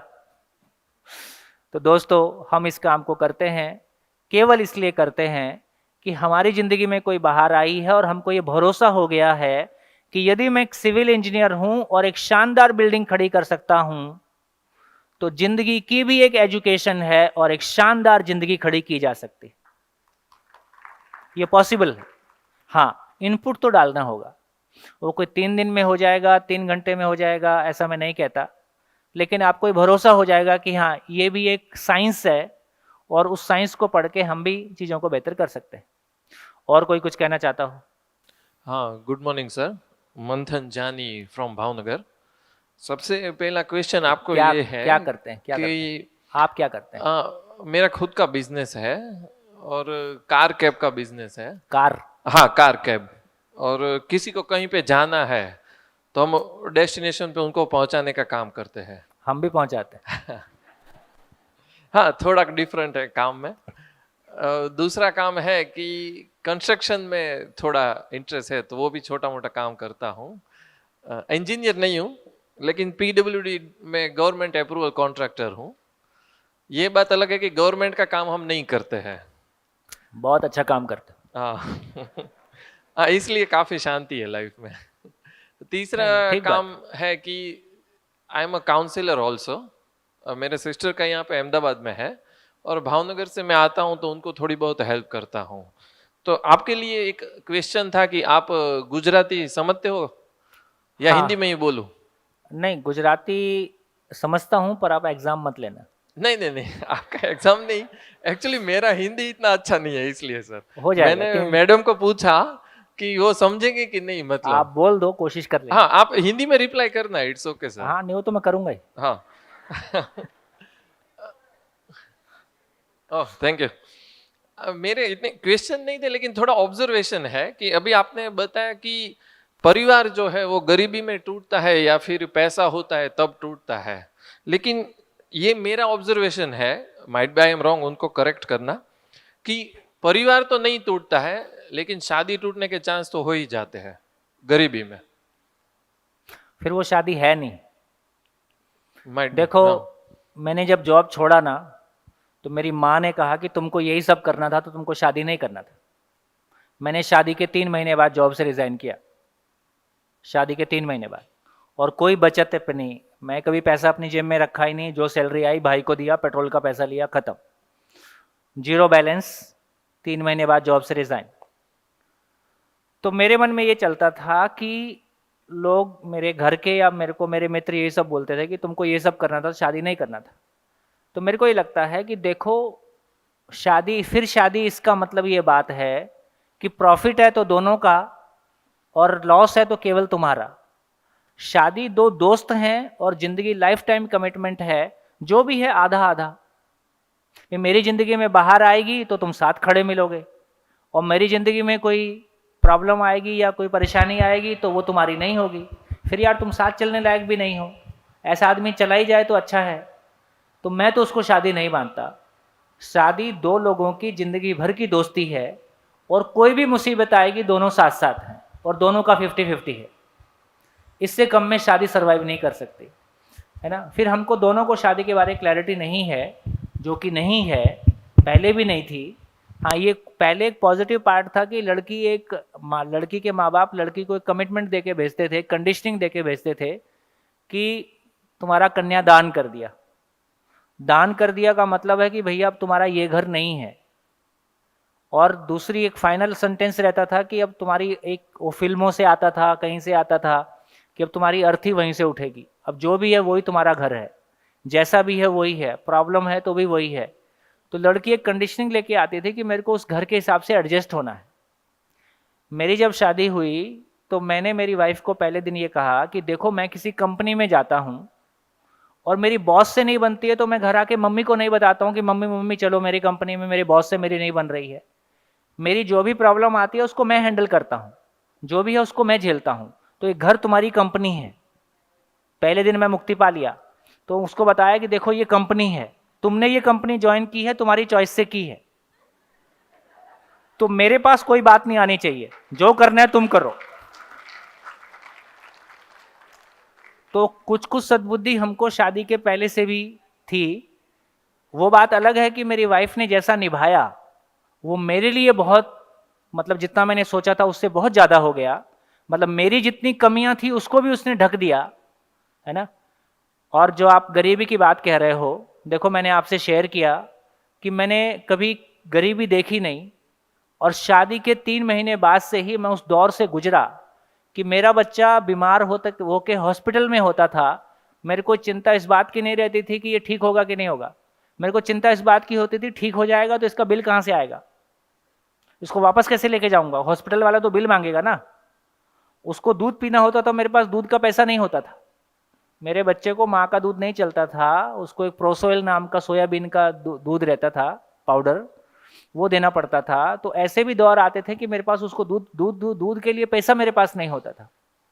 तो दोस्तों मैं ये कहना चाहता हूँ, मैंने वो सारे दिन नहीं देखे होते तो मेरे को जिंदगी का जो कोर एक्सपीरियंस हुआ, जब आदमी में के ऊपर पूरा प्रेशर क्रिएट होता है ना, जिंदगी एक फ्रूट जैसा है, रखे रखे में फल नहीं निकलता है, परिस्थितियां उसको दबाती हैं तो उसकी यदि आंखें खुली हैं तो रस निकलता है। तो मेरे को ऐसा लगता है कि पत्नी वो चीज है जो कुबेर के खजाने में गरीबी दिखा दे, और पत्नी वो चीज है जो घोर गरीबी में पता न चलने दे। वो तो है, ठीक है। तो ये सब जितनी सारी बातें हैं, क्योंकि जिंदगी को लेके हमने माइक्रोबायोलॉजी पढ़ी है, जिंदगी हमने पढ़ी ही नहीं है, इसलिए जिंदगी के बारे में हम उतने ही कोरे हैं जैसे बिल्कुल अनपढ़ आदमी को माइक्रोबायोलॉजी की फैक्ट्री में भेज दें। तो आप सब बहुत साहसी योद्धा हो, बिना तैयारी के मैदान में उतरे हो।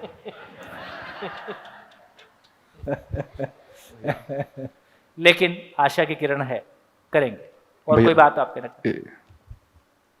हाँ, आपने जो अभी बोला कि आपकी जो लाइफ पार्टनर है उन्होंने आपकी कई कमियां हैं उनको ढक दी है, तो वहाँ से वो बात शुरू होती है जिसे हम गुजराती में बोलते हैं स्वीकारनी भूमिका। તમે જેવા છો એવા એમણે તમને સ્વીકારી લીધા છે। तुम जैसे हो मुझको स्वीकार हो। હા, એટલે હમણાં કોઈ ક્વેશ્ચન કરેલો કે ભાઈ કેમ મેરેજમાં અત્યારે રિસન્ટલી બહુ પ્રોબ્લેમ થાય છે, તો મારું ઓબ્ઝર્વેશન એવું કહે છે કે સ્વીકારની ભૂમિકા નથી હોતી ને એટલા માટે બહુ ઇસ્યુ થાય છે બંને બે બાજુથી, કે એમની જે આદતો છે, એમના જે લક્ષણ જેને આપણે કહીએ એ સ્વીકારાતા નથી એટલે ઇસ્યુ થાય છે। જો એને સહજતાથી સરળતાથી આપણે સ્વીકારી લઈએ તો કદાચ કોઈ શિબિરની જરૂરત નહીં પડે। हाँ, ये कैसे हो जाए उसी के लिए शिविर की जरूरत है। हाँ भैया बढ़िया, थैंक यू। और कोई नहीं अभी बोल रहे हैं आप, कुछ और बोल रहे हैं? है अभी। हाँ हाँ बोलिए बोलिए। हाँ। दूसरी बात ये है कि सामने वाले की ये डाइजेस्ट सिस्टम देखनी पड़ती है कि आप उनको प्यार करते हो, प्यार देते हो, तो वो डाइजेस्ट कर पा रहे हैं कि नहीं। कभी कभी क्या होता है, शादी नहीं हुई होती है, इंसान जो है बहुत एंथुजियाज्म में होता है प्यार देने की चीज में, प्यार देवानी बात में माणस खूब उत्साही होय छे, पण ई जोवुं पड़े कि सामेवाळानी डाइजेस्ट थशे के नहीं। घणी वखत एवुं बनतुं होय छे कि माणस उत्साहमां सरप्राइज आपे કે કોઈ પ્રેમ આપે, પણ સામેવાળો એને કઈ રીતે લે છે એની ઉપર તે મેરેજ લાઈફ બહુ ડિપેન્ડ કરે છે, મારું એવું માનવું છે। ठीक है, ठीक, बढ़िया। કારણ કે નહીતર ઘણીવાર ઊંધું ઉતરે। ठीक है, अभी और कोई बात को प्रॉब्लम? પ્રોબ્લેમ તો નથી, ખાલી વાત છે। મેઇન વસ્તુ એ છે કે આજકાલ એકબીજાની લાઈફ કંટ્રોલ કરવાની વૃત્તિ બહુ વધતી જાય છે। नहीं ठीक है, अभी हमने शिविर शुरू नहीं किया है, तो अभी हम उस तरह के मोड में नहीं जा रहे हैं कि आप ये बताओ कि क्या क्या चल रहा है। मैं तो प्रॉब्लम्स को लेके, बाय द वे मैं इसलिए सुनना चाह रहा हूँ कि कोई प्रॉब्लम मेरे जहन में है ही नहीं, क्योंकि हमने उसको फेस ही नहीं किया। अभी का जो वातावरण बदला है, जो एक टाइम बदला है, कोई ऐसी चीज सामने आ जाए जो कि अभी आप लोग फेस कर रहे हो और मुझको पता नहीं है, तो इसलिए मैंने कुछ चीजें शेयर करने के लिए कहा। ओके, हाँ ओके, थैंक यू। हाँ जी भैया, आपने जैसे भाभी जी से 3 महीने बाद ही ये कॉन्फिडेंस में लेकर के जॉब छोड़ी थी, या जॉब छोड़ के उनको बाद में कॉन्फिडेंस में लिया था, या दोनों का फैसला था, या आपने बाद में बताया कि भाई मैं तो छोड़ के आ गया हूँ, अब जो करना है करें? देखिए, कोई निर्णय ऐसे होते हैं जिनका आपको पहले से पता होता है कि इसके लिए हाँ होना ही नहीं है, तो फिर एक ही तरीका होता है कि करने के बाद बता दो और फिर जो होगा देखा जाएगा। देखो, मैं उस तैयारी के साथ, मतलब आज कैमरा माइक ऑन है, मैं उस तैयारी के साथ में चला कि अब मेरे को इस जिंदगी में इस राह पे चलना ही है। 25 साल तक मैंने घर की सुनी, परिवार की सुनी, माँ बाप की सुनी, सबकी सुनी। इन्होंने जो बताया वो वहाँ मैं पहुँच गया। यहाँ पहुँचने के बाद अब जिंदगी में अधूरापन है। जब मैं लोगों से पूछता था कि अब जिंदगी का क्या मतलब है, कि जॉब हो गई, ये हो गया, बोले इसी का नाम जिंदगी है, शादी हो गई। मैंने इसी का नाम जिंदगी है तो अपना कोर्स पूरा हो गया, व्हाट नेक्स्ट, अब मैं 35 साल और क्या करूं? बोले तुम्हारा दिमाग खराब हो गया, ज्यादा किताब पढ़ लिया हो। तो अब जो भी है, लेकिन मेरे को आगे रास्ता चाहिए। तो जब मैंने फिर आगे तय किया कि अब मुझको आगे चलना है, अब समाज क्या कहेगा, लोग क्या कहेंगे, घर वाले क्या कहेंगे, अब मैं किसी की सुनने की स्थिति में नहीं हूं। तो जो साथ चलेगा चलेगा, नहीं चलेगा तो मैं चलूंगा। मैं फाइनली उतनी भी तैयारी के साथ चला, यदि पत्नी को भी नहीं चलना होगा तो नहीं चलेगी, पर मैं चलूंगा। क्योंकि जब तक आपके पास वो संकल्प नहीं होता है, उस तरह का माइंडसेट नहीं होता है, तब तक फिर आप निर्णय नहीं ले सकते हो, है ना। मैं बस्तर के ट्राइबल्स में, जहां मेरी 7 पीढ़ियों में से कोई नहीं गया, आगे भी कोई नहीं जाएगा, मैं खाली हाथ परिवार लेके उस गांव में पहुंच गया और इस संकल्प के साथ कि फंडिंग नहीं लेना है सरकार का। कोई मेरे पास वो टाइम था जब मेरे पास इंटरनेशनल फंडिंग जितनी मैं चाहता उतनी उपलब्ध थी, लेकिन ये क्लैरिटी आ गई कि फंडिंग से काम नहीं होगा। तो क्या होगा, तो किसी एक गांव में 10 साल रहना है, वहां का निवासी होकर रहना है, बिना फंडिंग के रहना है। तो मैं पत्नी से नहीं पूछा कि तुम मेरे साथ गांव में रहोगे कि नहीं रहोगी। दिल्ली से बताया कि रायपुर चलेंगे, जॉब लग गई है, वहां रहेंगे। अब वहां जाके, अब दिल्ली में मना कर देगी तो क्या करोगे? अब वहां जाके जो होएगा वहां देखेंगे, ठीक। और वहां पहुंच गए। वहां पहुंचने के बाद हुआ कि भाई उसको बस्तर नहीं जाना है, तो उसको रायपुर में रखा, मैं बस्तर चला गया। तो रास्ते तो हमको निकालने होते हैं, पर हमारी, मैं जो बात एक पीछे भाई ने कही थी, यदि हमारी क्लैरिटी है और क्लैरिटी में मूर्खताएं शामिल नहीं हैं, अब मूर्खता भी किसको बोला जाए बहुत मुश्किल है, तो मेरे को ऐसा लगता है कि रास्ते निकलते हैं। खैर आपको ये सब करने की ज़रूरत नहीं है, लेकिन हमारी कैसे स्टेप बाय स्टेप हम चल सकते हैं उसका एक ब्लूप्रिंट बना सकते हैं। बढ़िया, हाँ जी, माइक।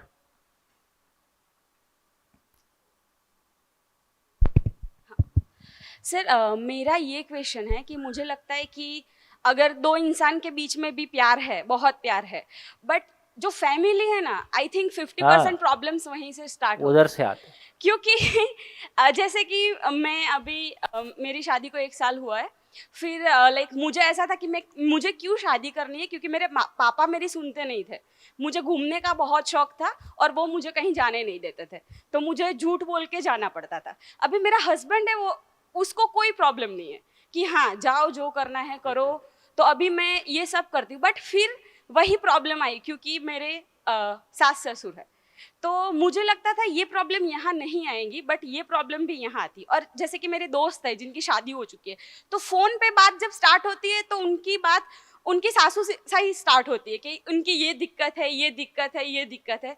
तो आई थिंक 50% प्रॉब्लम्स, अगर प्यार कितना भी हो ना, तो आई थिंक वो वहाँ से ज़्यादा ये भी एक आती डायमेंशन है, खासकर मैरिड लाइफ में, कि आपकी पति पत्नी की प्रॉब्लम एक तरफ है, पर जो आजू बाजू से आने, अब वो प्रॉब्लम आपकी वजह से है कि उनकी तरफ से अभी ये तय नहीं हुआ है, ठीक है, लेकिन वो भी हमको हैंडल करना ही होता है क्योंकि हम एक फैमिली में होते हैं।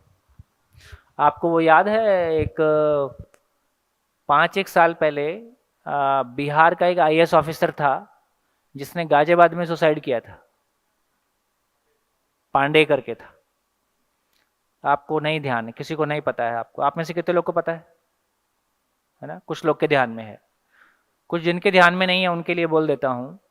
उसने अपने सुसाइडल नोट में लिखा कि मैं मेरी बीवी को और मेरी माँ को एक जैसा प्यार करता हूँ, लेकिन मेरी माँ और बीवी की आपस में नहीं बनती है और इनके आपस में ना बनने को मैं नहीं झेल पाता हूँ। बहुत प्यारी सी लैंग्वेज लिखी थी, लैंग्वेज तो मुझको याद नहीं है, लेकिन एक IAS ऑफिसर 35 साल की एज में, जब आदमी बहुत ऊर्जा के साथ होता है, लेकिन वो एक डिस्ट्रिक्ट चला सकता है, लेकिन अपने घर के रिलेशन हैंडल नहीं हो रहे हैं, तो कौन सा रिलेशन हमको कितनी पीड़ा दे जाएगा और वो हमको सुसाइड तक ले जाएगा, ये तमाम घटनाएं हमारे आसपास होती हुई दिखाई देती हैं। तो इसका मतलब है कि केवल शादी, इसका मतलब शादी 2 लोगों के बीच की घटना है या शादी 2 परिवारों के बीच की घटना है या शादी सामाजिक घटना है? क्या लगता है? कितने लोगों को लगता है कि शादी 2 परिवारों की घटना है? हाथ उठाइए। शादी 2 परिवारों की घटना है, हाथ उठाइए। शादी 2 लोगों के बीच की घटना है, हाथ उठाइए। शादी 2 लोगों के बीच की घटना है। शादी एक सामाजिक घटना है। ऐसे अलग अलग तरह का वोटिंग है। बढ़िया, और बोलिए, और कुछ? हेलो, नमस्ते भैया, दिस इज पीयूष काशियानी फ्रॉम आत्मीय यूनिवर्सिटी राजकोट, और मैं डिपार्टमेंट ऑफ IT से बिलोंग करता हूँ। हाँ हाँ।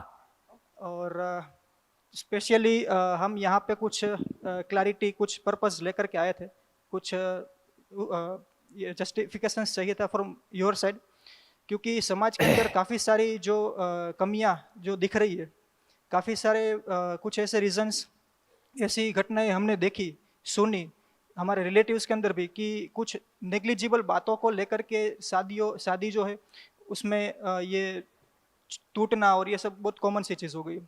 सो मेनली जब हम, वैसे भी मैं एजुकेशन डिपार्टमेंट से जुड़ा हुआ हूँ, तो मुझे ये काफ़ी पता है कि जो अभी की जनरेशन है वो क्या सोचती है, क्या जानती है, क्या करना चाहती है, but they are not clear about what they exactly want to do. तो ये सेम ये हमारे लिए भी जानना जरूरी था कि what can be the outcome of this marriage, क्योंकि मैरिज का एग्जैक्ट मीनिंग एक डिटेल में जानना था आपकी साइड से। And second thing, what can be the purpose और हैप्पी एंडिंग क्या होनी चाहिए, ये आपकी साइड से चाहिए था। चलिए, तो मेरे को थैंक यू। हाँ जी, कुछ बोल रहे हैं? जैसे कि वो भैया ने बताया कि स्वीकृत वाला, ठीक है, तो कि स्वीकृति नहीं रखते, मतलब इसलिए अभी रिश्ते टूटते हैं। तो मैं तो बहुत सारी, मतलब मेरे पापा को भी बहुत सारी उनकी आदतें हैं, मतलब उनके जो थॉट्स है उसे मैं एक्सेप्टेबल नहीं हूँ तो उनको सामने बोल देती हूँ, ठीक है। तो अभी क्या है कि फैमिली में आगे जाएंगे तो पापा तो ठीक है चलो कि वो उनकी बेटी हूँ तो वो चला लेंगे, लेकिन आगे जाके मैं जिस फैमिली में भी जाऊँगी, ठीक है, तो मैंने जैसे इनको भी बताया था कि आपकी ये जो आदत है, पहले दिन से बोल दिया था कि मुझे स्मोकिंग और ड्रिंकिंग बिल्कुल एक्सेप्टेबल नहीं है, ठीक है, तो मैंने पहले से ही बोल दिया था। तो आपने भी मतलब कुछ बताया कि वो क्या क्या एक्सेप्टेबल नहीं। माइक दो। पूरी स्वीकृति थी, इनके कुछ लिए भी हो। कुछ जैसी भी हो स्वीकार। जी हाँ। तो ये होता है प्यार। सॉरी सर, मैं ऐसा प्यार नहीं कर सकती हाँ। क्योंकि मुझे इसलिए मैंने उनको बोल दिया था, मतलब तो ऐसे फैमिली में बहुत सारे ऐसा होगा, मतलब कि और तो जिसे मैं एक्सेप्ट नहीं कर पाऊंगी, तो उस टाइम में मुझे क्या अपनी मनस्थिति रखनी है, ठीक है। जी देखिए, एक बात तो बहुत क्लियर है, जैसे ये बोल रही हैं और हम सब उससे गुजर रहे हैं। अब ये कैसे तय होगा कि आप ठीक हो कि वो ठीक हो? हाँ वही भी तो, मैं भी वही जानना चाहती हूँ। भाई आपके सास ससुर को लगता है या इनको लगता है कि मैं ठीक हूँ, आपको लगता है कि मैं ठीक हूँ, पहले ये तय कैसे होगा कि ठीक कौन है? सही है। यहाँ आके सारी गाड़ी फंसी हुई है। हाँ। जो आपने बोला कि सराउंडिंग्स में कौन से प्रॉब्लम चल रहे हैं और उसकी वजह से जो शादियाँ टूटती है या शादी करने से लोग इकरार कर रहे हैं कि शादी नहीं करनी है, तो पहला तो ये मेरे ही सराउंडिंग्स में फ्रेंड है तो वो बोल रहे हैं कि जो मुझे समझ सके, मीन्स मुझको फ्रीडम चाहिए, फुल्ली फ्रीडम, जो मैं मुझे मन में जो आए वही मैं करना चाहती हूँ और वो मुझे वो करने दे तभी मैं शादी करूँगी और वैसा ही मुझे पार्टनर चाहिए। अरे इतना आसान नहीं है, इतना आसान नहीं है। मैं अभी 2-3 ऐसे चांस गुजरे हैं जब हस्बैंड महीने में अपनी शादीशुदा, मतलब बीवी घर में है ही है, वो अपनी 2 फ्रेंड्स को महीने में और घर ले आता है और उनके साथ बैठ के ड्रिंक करता है, और बाकी और भी जो हो। अब वो वाइफ को कहता है कि देखो मैं रिलेशंस के मामले में बहुत ट्रांसपेरेंट हूँ, ठीक है भाई, मैं तुमसे छिपके नहीं कर रहा हूँ ना, तुम्हारे सामने ही कर रहा हूँ। और ये मॉडर्निटी और इंडिविजुअलिज्म का रेस्पेक्ट करने का यही मतलब है कि हम एक दूसरे की फ्रीडम का रेस्पेक्ट करें। तो तुम भी अपने दोस्त ले आओ, तुम भी साथ बैठ के ड्रिंक करो, मैं तुमको मना नहीं करूँगा, और यही जीवन शैली है। ये सब तुम्हारे विचार ना पुराने हैं, दकियानूसी हैं, और जब तुमको ये विचार ठीक लगे, एक्सेप्ट हो जाए, तब घर में मेरे पास आ जाना, तब तक अपने घर चली जाओ, ठीक। अब किसी एक व्यक्ति का इंडिविजुअलिटी और उसका फ्रीडम और उसका ट्रांसपेरेंसी का ये मतलब है, ठीक, ये भी हम यहां पहुंच रहे हैं। तो ये सारे टोटके मैरिड लाइफ में काम नहीं आते हैं। मैरिड लाइफ में कुछ भी काम नहीं आता है। आपकी सलाह दूसरों के काम आ जाएगी, आपके काम नहीं आएगी, है ना। तो ये सब बातें नहीं काम कर रही हैं। और दूसरा एक फैमिली में रहता है कि फैमिली में जो लड़का है या लड़की है वो पर्सनल फैमिली को तो वो क्या लव करते ही है, जैसे कि लड़का है तो लड़का 25 साल से जो फैमिली में रहा है वो अपने भैया को, अपने भाभी को या मम्मी पापा को सबको वो चाहता ही है। लेकिन जब लड़की आती है तब उसको लगता है कि ये मेरे से ज्यादा मेरे उसके भाई को ज्यादा लव प्यार करता है, तब उसको दिक्कत होती है कि यार उसको यार ये ऐसे क्यों होता है, मुझे सबसे ज्यादा प्यार करना होता है उसको। देखो यही सब प्रॉब्लम की वजह से ना हम उस जगह में पहुंच गए हैं जहां हम परिवार विहीन समाज की ओर आगे बढ़ रहे हैं, जहां परिवार ही खत्म हो जाएगा। मतलब ये इतने सारी चीजों को हैंडल करने से आदमी को, ये जो शादी ना करने वालों की संख्या बढ़ रही है, उसको लगता है कौन इतनी हेडेक लेगा, किराए की माँ मिलती है, बच्चे हो जाएंगे, नहीं तो बच्चा गोद ले लेंगे। तो उसकी अपनी प्रॉब्लम्स है। मैरिज ना करो उसकी अपनी प्रॉब्लम है, मैरिज करो उसकी अपनी प्रॉब्लम है। इसका मतलब है कि जिंदगी जब तक समझ में नहीं आएगी तब तक प्रॉब्लम ही प्रॉब्लम है। और ये सब टोटके से हैंडल कुछ नहीं हो रहा, कुछ भी काम नहीं करता। आगे चलो।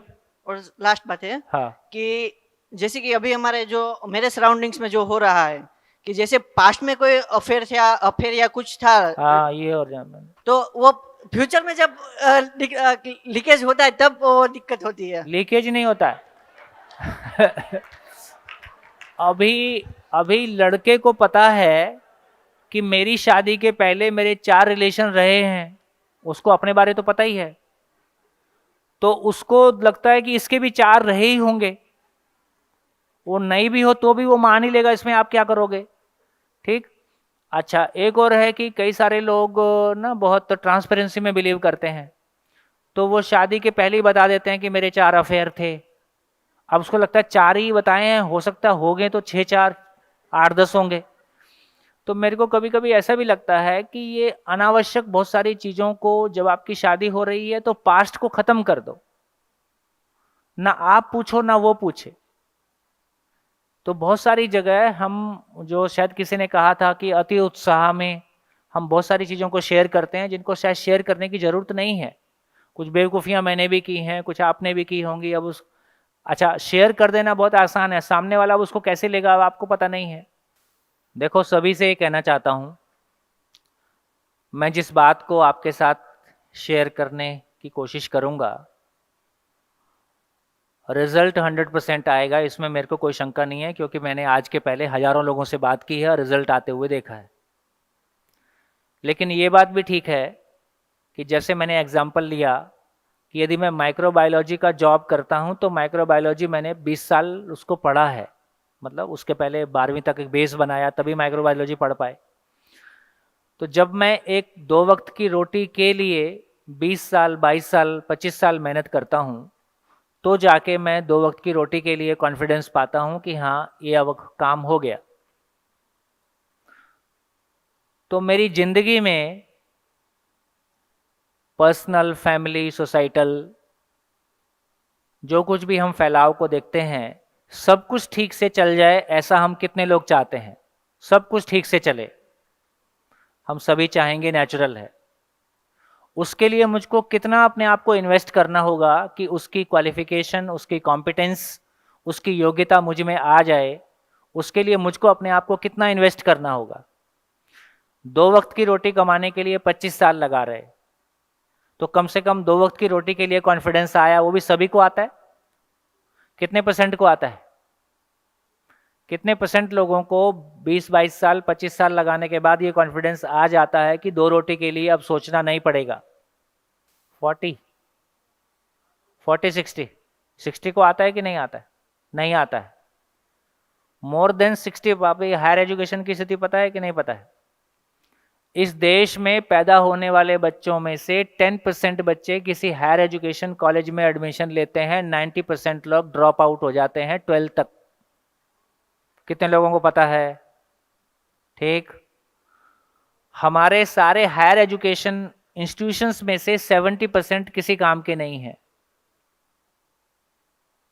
तो 70% तो सीधे गए, बाकी का हाल आप देख लो। अभी इंजीनियरिंग को 10,000 का जॉब ठीक से नहीं मिल रहा है, या 10 से 20,000 रुपए की जॉब मिल रही है ऑन एन एवरेज ना, बाकी तो सब जगह एग्जाम्पल मिलते हैं।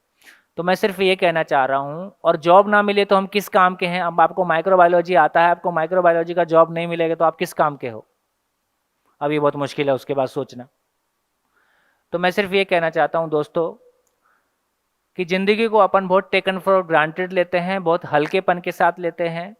यदि 2 वक्त की रोटी को पाने के कॉन्फिडेंस के लिए हमने 25 साल 20 साल मेहनत किया है, तो ज़िंदगी में कॉन्फिडेंस आ जाए, इसके लिए आपको क्या लगता है कि आपको कितना अपने आप को इन्वेस्ट करना होगा, कितना टाइम आपको देना होगा? क्या लगता है? कुछ आइडिया आता है कि यदि, अच्छा एक बात बताओ, फिजिक्स ज़्यादा कॉम्प्लिकेटेड चीज़ है कि ज़िंदगी ज़्यादा कॉम्प्लिकेटेड है? जिंदगी को समझना ज़्यादा मुश्किल है कि फिजिक्स को समझना ज़्यादा मुश्किल है? जिंदगी है ना। क्या हुआ? तो इससे ये तो हमारा ध्यान चला जाता है कि ये केवल है ना थंब रूल, कोई भी टोटका, ऐसा करो वैसा करो, ये कुछ भी काम तो आ नहीं रहा है। तो जिंदगी को भी जैसे हमने फिजिक्स और केमिस्ट्री को पढ़ा है, बायोलॉजी और माइक्रोबायोलॉजी और साइंस और एनाटॉमी को पढ़ा है, जिंदगी भी कोई उससे गहरी चीज़ है ना। तो एक उतनी सीरियसनेस की ज़रूरत है। चलिए एक काम करते हैं, एक कोई फ़ोन नंबर दो जिस पे कि आपको, मैं आपको अभी ये बोल रहा हूँ कि इतने सारे लोगों के व्यूज़ नहीं आएंगे, पर हम सबके व्यूज़ लेना चाहते हैं। मेरी पर्सनल भी रुचि है कि किस तरह के व्यूज़ आपके हैं। तो आपका नाम मत लिखिए, एक पेज पे केवल ये लिख दीजिए कि शादी को लेके, क्योंकि बहुत सारी चीज़ें होती हैं हम मास में शेयर करने में हमको संकोच होता है। तो मैं चाहता हूं कि आप जो दिल से फील करते हो, जैसा फील करते हो, वो कागज़ पे आ जाए और वो हमारे पास उपलब्ध हो जाए।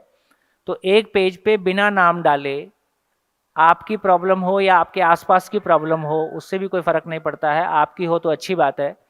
आप ये लिखिए कि शादी को लेके आपको क्या प्रॉब्लम लगती है ना? मैरिज को लेके आपके मन में क्या क्या कंसर्न है, उसको क्लियरली लिख दी।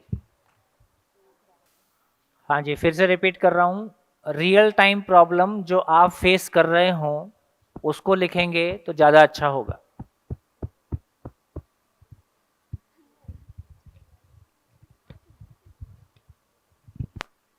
जो कुछ आपने शेयर किया है, तो देखिए बेसिकली समीकरण कैसा है, इक्वेशन कैसा है, दो लोग हैं ए एंड बी।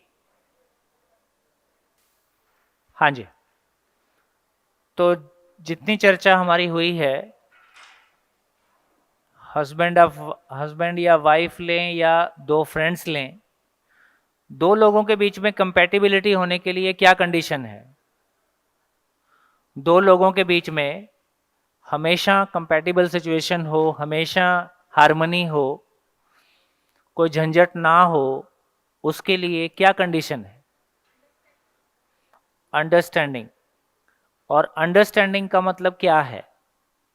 अंडरस्टैंडिंग का मतलब ये है, देखिए ये जो वर्कशॉप कर रहे हैं उसका जो स्टाइल है वो ऐसा है कि जो भी कुछ आपके सामने कहा जाएगा वो एक प्रपोजल है, वो एक प्रपोजल है, प्रस्ताव है। आप उसको माने ऐसा आपसे नहीं कहा जा रहा है। तो जो भी कुछ कहा जाएगा उसको आपको मानना नहीं है,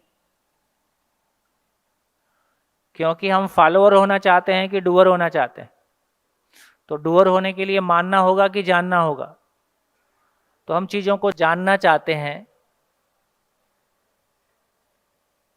जानना है तो फिर उसको जांचना होगा,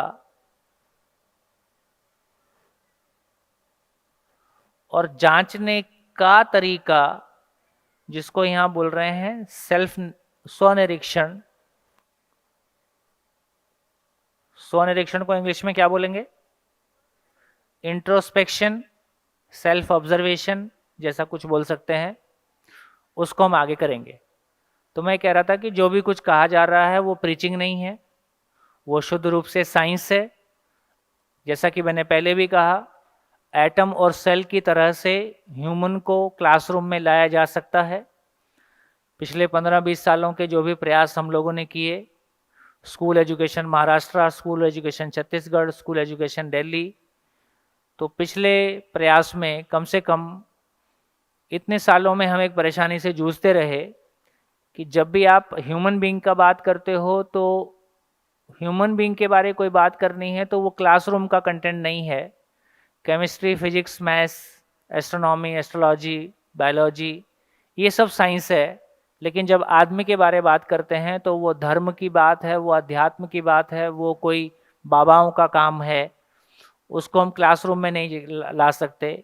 गलत भी नहीं है, क्योंकि यदि हम ह्यूमन बीइंग के बारे क्लासरूम से बात करेंगे तो वो किसी हिंदू से आएगा, मुस्लिम से आएगा, जैन से आएगा, बौद्ध से आएगा, क्रिश्चियन से आएगा। और जब भी किसी एक से लाया जाएगा तो दूसरे बिलीफ सिस्टम को मानने वाला नेचुरल है, कहेगा भी हमारे यहाँ ये लिखा है या हम इस बात को मानते हैं। तो हमने मटेरियल वर्ल्ड को ऑब्जेक्टिव माना है और ह्यूमन बीइंग को सब्जेक्टिव माना है। सब्जेक्टिव का मतलब है कि निश्चित रूप से कुछ नहीं कहा जा सकता है, ऑब्जेक्टिव का मतलब है कि निश्चित रूप से कुछ कहा जा सकता है। यदि वो किसी नेचुरल नियम से गवर्न होता है तो उसके बारे में निश्चित रूप से कुछ कहा जा सकता है, इसलिए उसको एजुकेशन में ला सकते हैं। यदि आदमी के बारे हम बात कर रहे हैं तो निश्चित रूप से कुछ नहीं कहा जा सकता है, वो सबके अपने अपने बिलीफ सिस्टम है, बिलीफ सिस्टम अपने अपने अपने हो सकते हैं, लेकिन वो एजुकेशन का कंटेंट नहीं हो सकता है।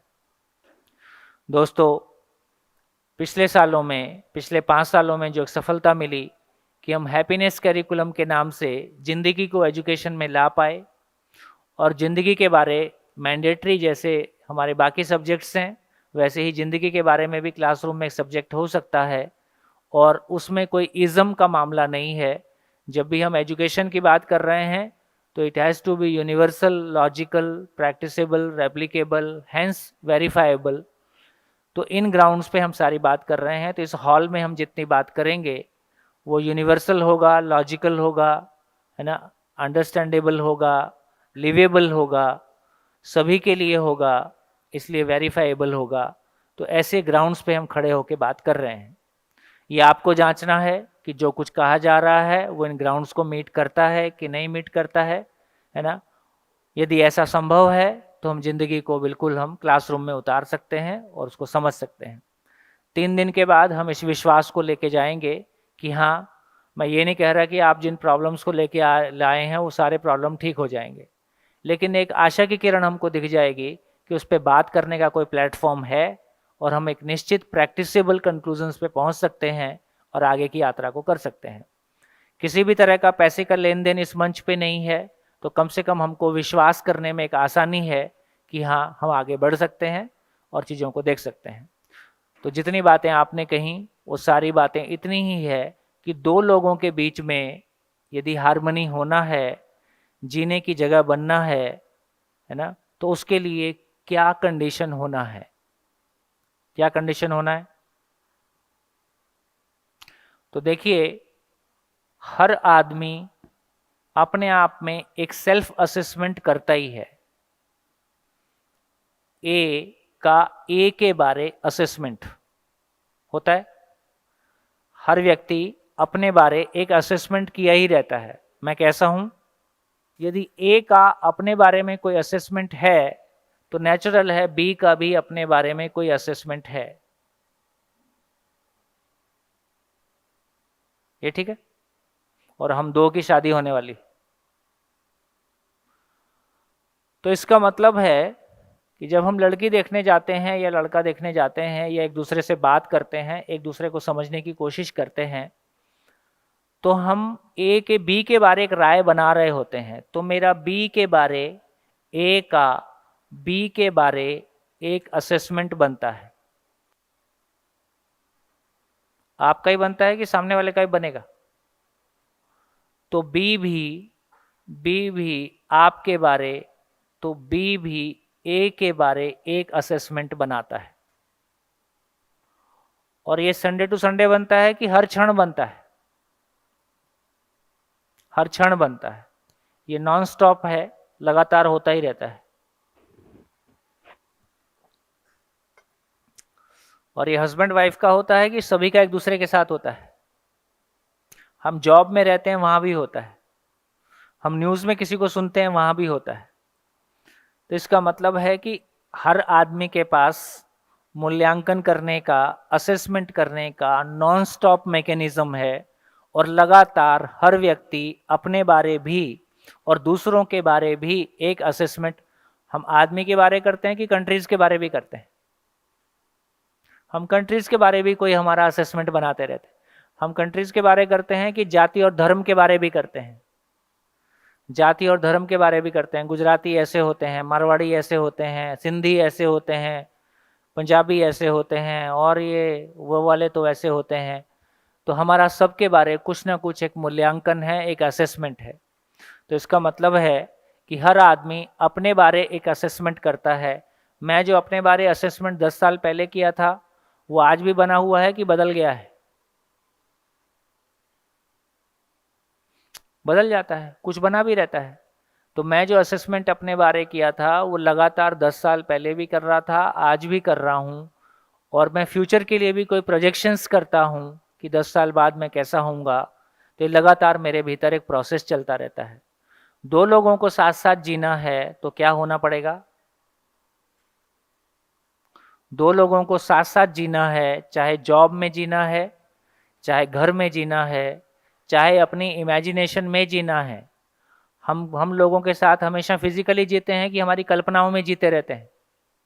हमारी कल्पना में कोई सास, कोई ससुर, कोई जेठ, कोई जेठानी या भाई या दोस्त, है ना, कोई भी मेरी कल्पना में चलता ही रहता है। ऐसे तमाम लोग हैं जिनकी आपस में नहीं बनी, उन्होंने डिवोर्स ले लिया। डिवोर्स ले लिया तो भी डिवोर्स हो गया कि आपकी कल्पना में चलता ही रहता है। डिवोर्स को 25 साल हो गए हैं, लेकिन अभी भी आपके मन में उसके बारे में रिएक्शंस हैं या आपके बारे में कुछ यादें हैं, वो लगातार आपके भीतर बना ही रहता है। इसका मतलब है हम ज़्यादा देर लोगों के साथ फिजिकली जीते हैं या अपनी इमेजिनेशन में जीते रहते हैं। इमेजिनेशन में बहुत सारे लोगों के बारे में, अच्छे और बुरे, जो भी हमारे एक्सपीरियंसेस रहे, वो लगातार हमारे भीतर चलते हैं और मेरे भाव और विचार की एक बहती हुई धारा को लगातार प्रभावित करते हैं। यदि सही जीना होगा तो कैसा जीना होगा? इसका मतलब दो लोगों के बीच में कंपैटिबिलिटी होना है तो क्या होना पड़ेगा? कैसे होगा? कैसे होगा? तो सभी के लिए ये कॉमन है, सभी के लिए ये कॉमन है। ए जो अपने बारे में सोचता है प्लस ए जो बी के बारे सोचता है, इसको मैच होना पड़ेगा बी जो अपने बारे सोचता है प्लस बी जो ए के बारे सोचता है। ये सेट जहां मैच हो गया वहां जीना हो जाएगा। कैसे? ए जो अपने बारे सोचता है और बी जो ए के बारे सोचता है, दोनों सेम हो जाए। मैं जो अपने बारे सोचता हूं और आप जो मेरे बारे सोचते हो, दोनों मैच हो गया तो क्या होगा? कोई कन्फ्लिक्ट नहीं। कन्फ्लिक्ट कहाँ है? मैं जो अपने बारे सोचता हूं, जैसा मैं अपने बारे सोचता हूं और आप जो मेरे बारे सोचते हो, वो मैच नहीं करता है। भाई घर में क्या होता है? घर में माँ बाप हमारे बारे जो सोच रहे हैं और मैं जो अपने बारे सोच रहा हूं, वो मिसमैच हो गया है। किसी एक काम पे, किसी एक निर्णय के बारे मुझको लगता है कि मैं ठीक सोच रहा हूं और मेरे माँ बाप अलग तरीके से सोच रहे हैं। तो जैसा मैं सोच रहा हूं ऐसे ही माँ बाप सोचते तो क्या होता? कोई कन्फ्लिक्ट नहीं है। जैसा मैं सोच रहा हूं वैसा माँ बाप नहीं सोच रहे हैं। तो इसका मतलब है जैसा मैं अपने बारे सोचता हूं और जैसा मैं बी के बारे सोचता हूं, बी जैसा अपने बारे सोचता है और बी जैसा मेरे बारे सोचता है, ये इक्वेशन मैच कर जाए तो जीना हो जाए। इसमें कोई गलती है तो बताओ, इसमें कोई गैप है तो बताओ। ये आप तक पहुंच, कितने लोगों तक ये इक्वेशन पहुंच रही है?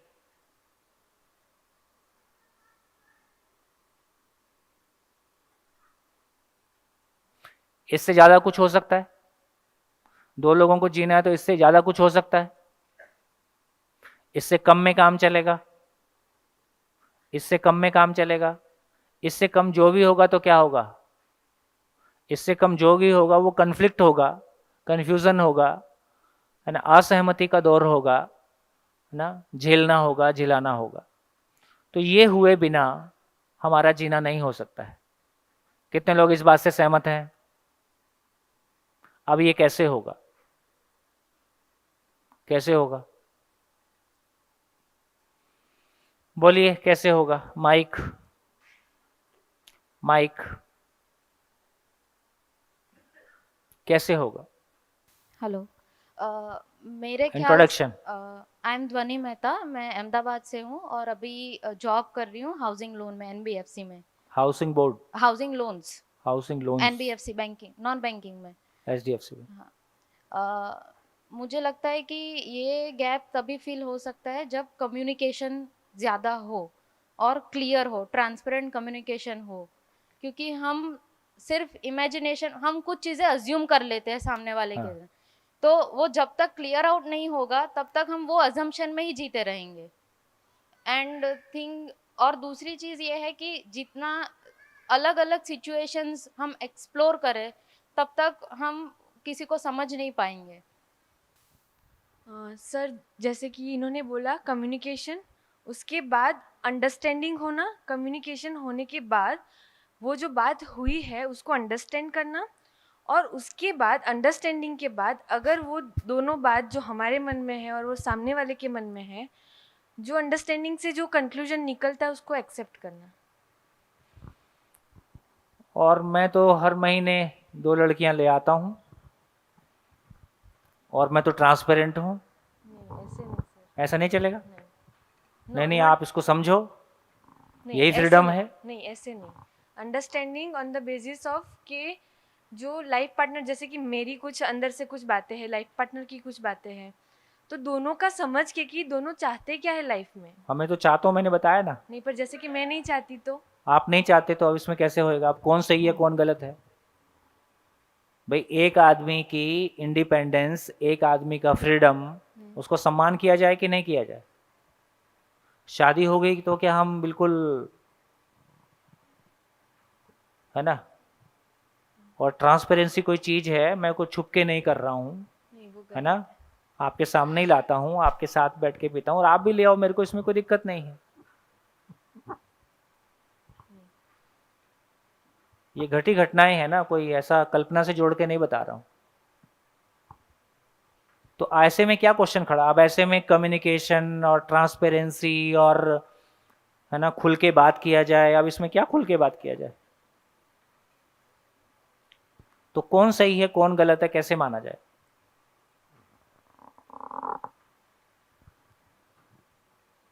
और आदमी बिल्कुल बहुत कॉन्फिडेंटली उसको लगता है कि मैं सही हूं और मैं कुछ भी गलत नहीं कर रहा हूं, और आप जो है पुराने जमाने के हो। यही जिंदगी है।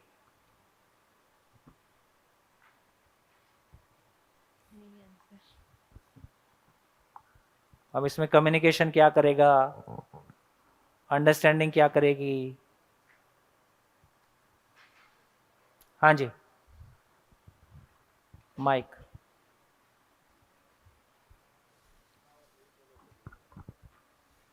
भैया इसमें अंडरस्टैंडिंग ये चलेगी कि मेरे 2 स्त्रियों के आ जाने से जो सुख है वो मेरी पत्नी के दुख से ज़्यादा है क्या?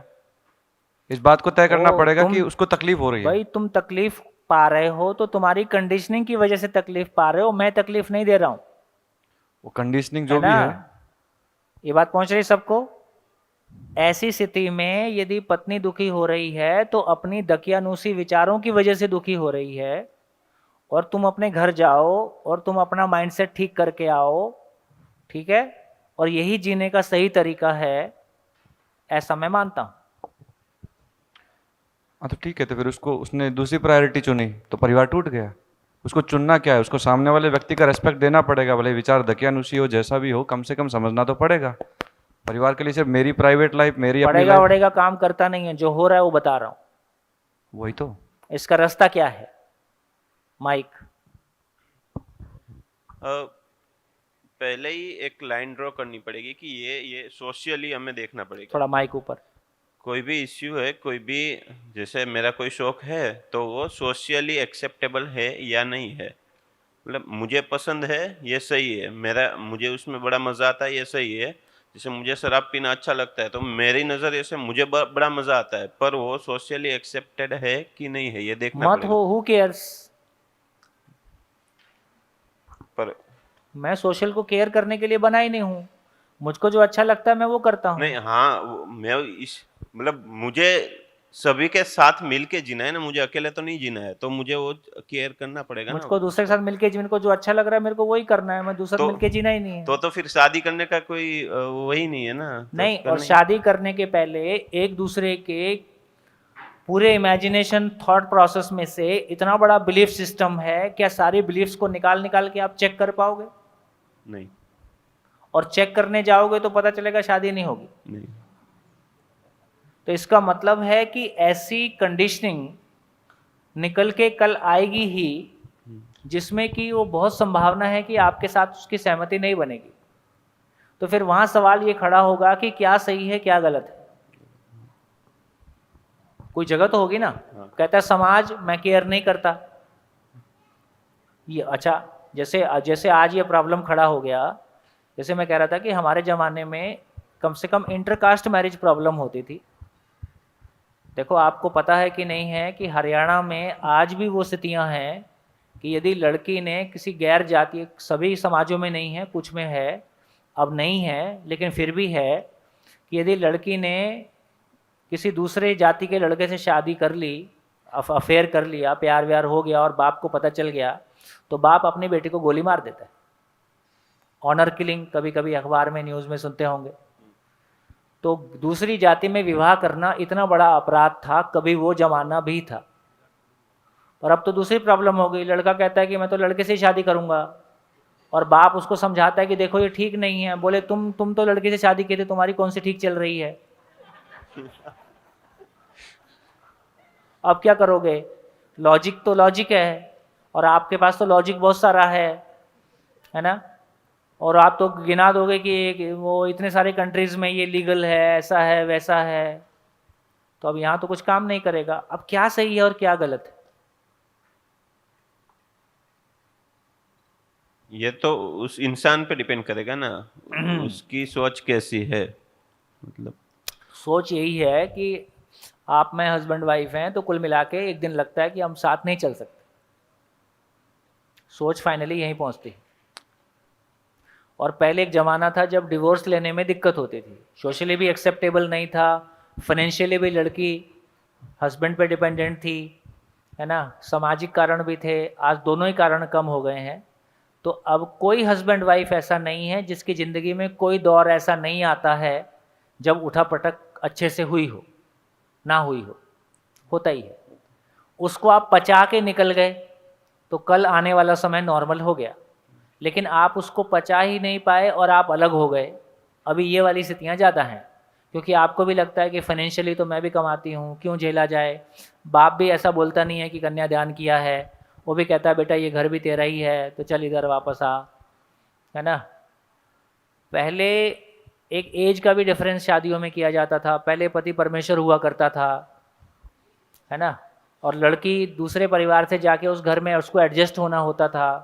वो सोच के ही जाती थी कि मैं एक कंपनी ज्वाइन करने जा रही हूँ, तो उस कंपनी के हिसाब से मेरे को एडजस्ट होना है ना।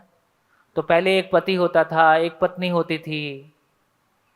पत्नी वो है मतलब जिसको एडजस्ट होना है, पति वो है जिसकी कंपनी पहले से है।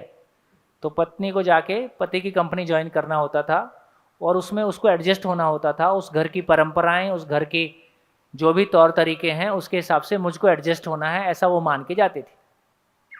आजकल लड़की भी कमाने लगी है और फ्रीडम भी अपने तरीके से आई है। गलत हो गया मैं ऐसा नहीं कह रहा हूँ। अब दोनों पत्नी ढूंढ रहे हैं और दोनों पति हैं। पति मतलब शरीर से नहीं, मन से। मन से का मतलब है लड़की को लगता है कि मुझको ऐसा लड़का मिले कि जो बिल्कुल मेरे अनुसार चले, और ऐसा घर मिले जो मेरे अनुसार हो। अब लड़की को भी लगता है कि एक ऐसी लड़की मिले जो बिल्कुल हमारे घर के अनुसार सेट हो जाए। तो दोनों पति हो गए हैं मानसिक रूप से, और दोनों एक दूसरे में पत्नी तलाश रहे हैं। मिलेगी? ना मिलने की संभावना ज़्यादा है। इसलिए डिवोर्स बेशक ना हो, लेकिन वो कंपैटिबिलिटी, वो हार्मनी, वो आपस में जीने का मजा, वो दोस्त होने की बात, वो तो कहीं दूर हो गई।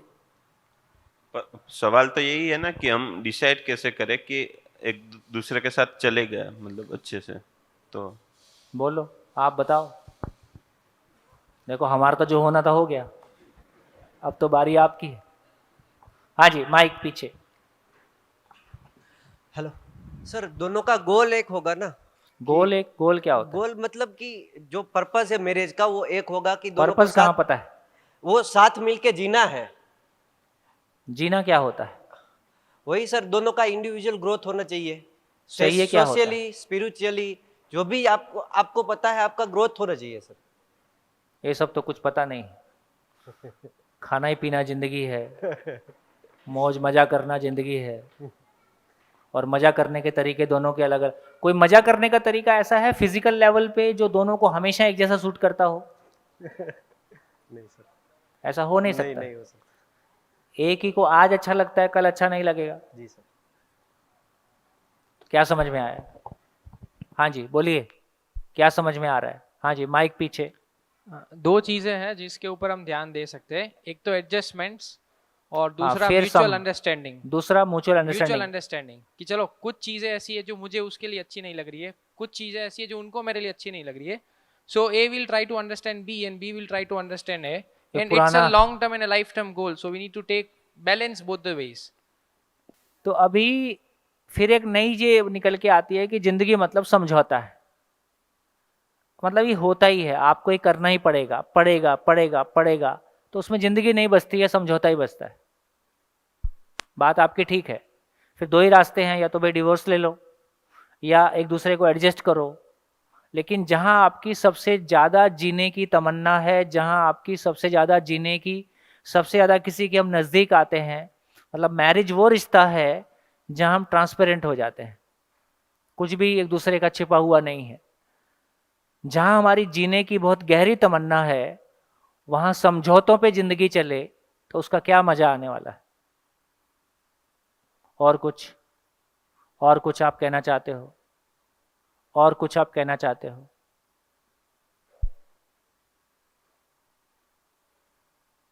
समझौता तो करना ही पड़ेगा ना, क्योंकि करना एक ही पड़ेगा। हाँ पर दोनों को करना पड़ेगा, कोई एक करता रहेगा तो नहीं चलेगा। मतलब ये जो आपने साइकिल बनाई है तो वो दोनों तरफ से चलनी पड़ेगी, दोनों एक दूसरे को माफ कर दे, कोई गलती हुई एक दूसरे से, और दोनों ही एक दूसरे को समझे। ठीक है, दोनों तरफ से ये पूरी साइकिल खत्म होगी तो ही ये आगे अच्छी तरह से ये बढ़ेगा। सुनने में तो ठीक लग रहा है, लेकिन प्रैक्टिकली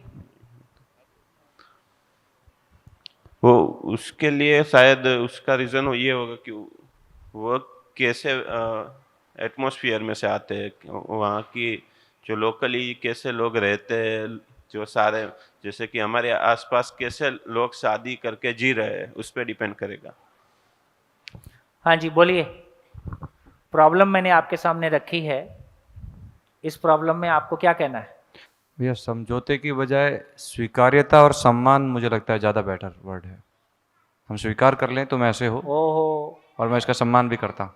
सुनने में अच्छा लग रहा है। आप तो शादी किए नहीं हो अभी, जो शादी नहीं किए हैं वही ज़्यादा बोलते हैं। शादी किए वाले को समझ में आ रहा है क्या हो रहा है।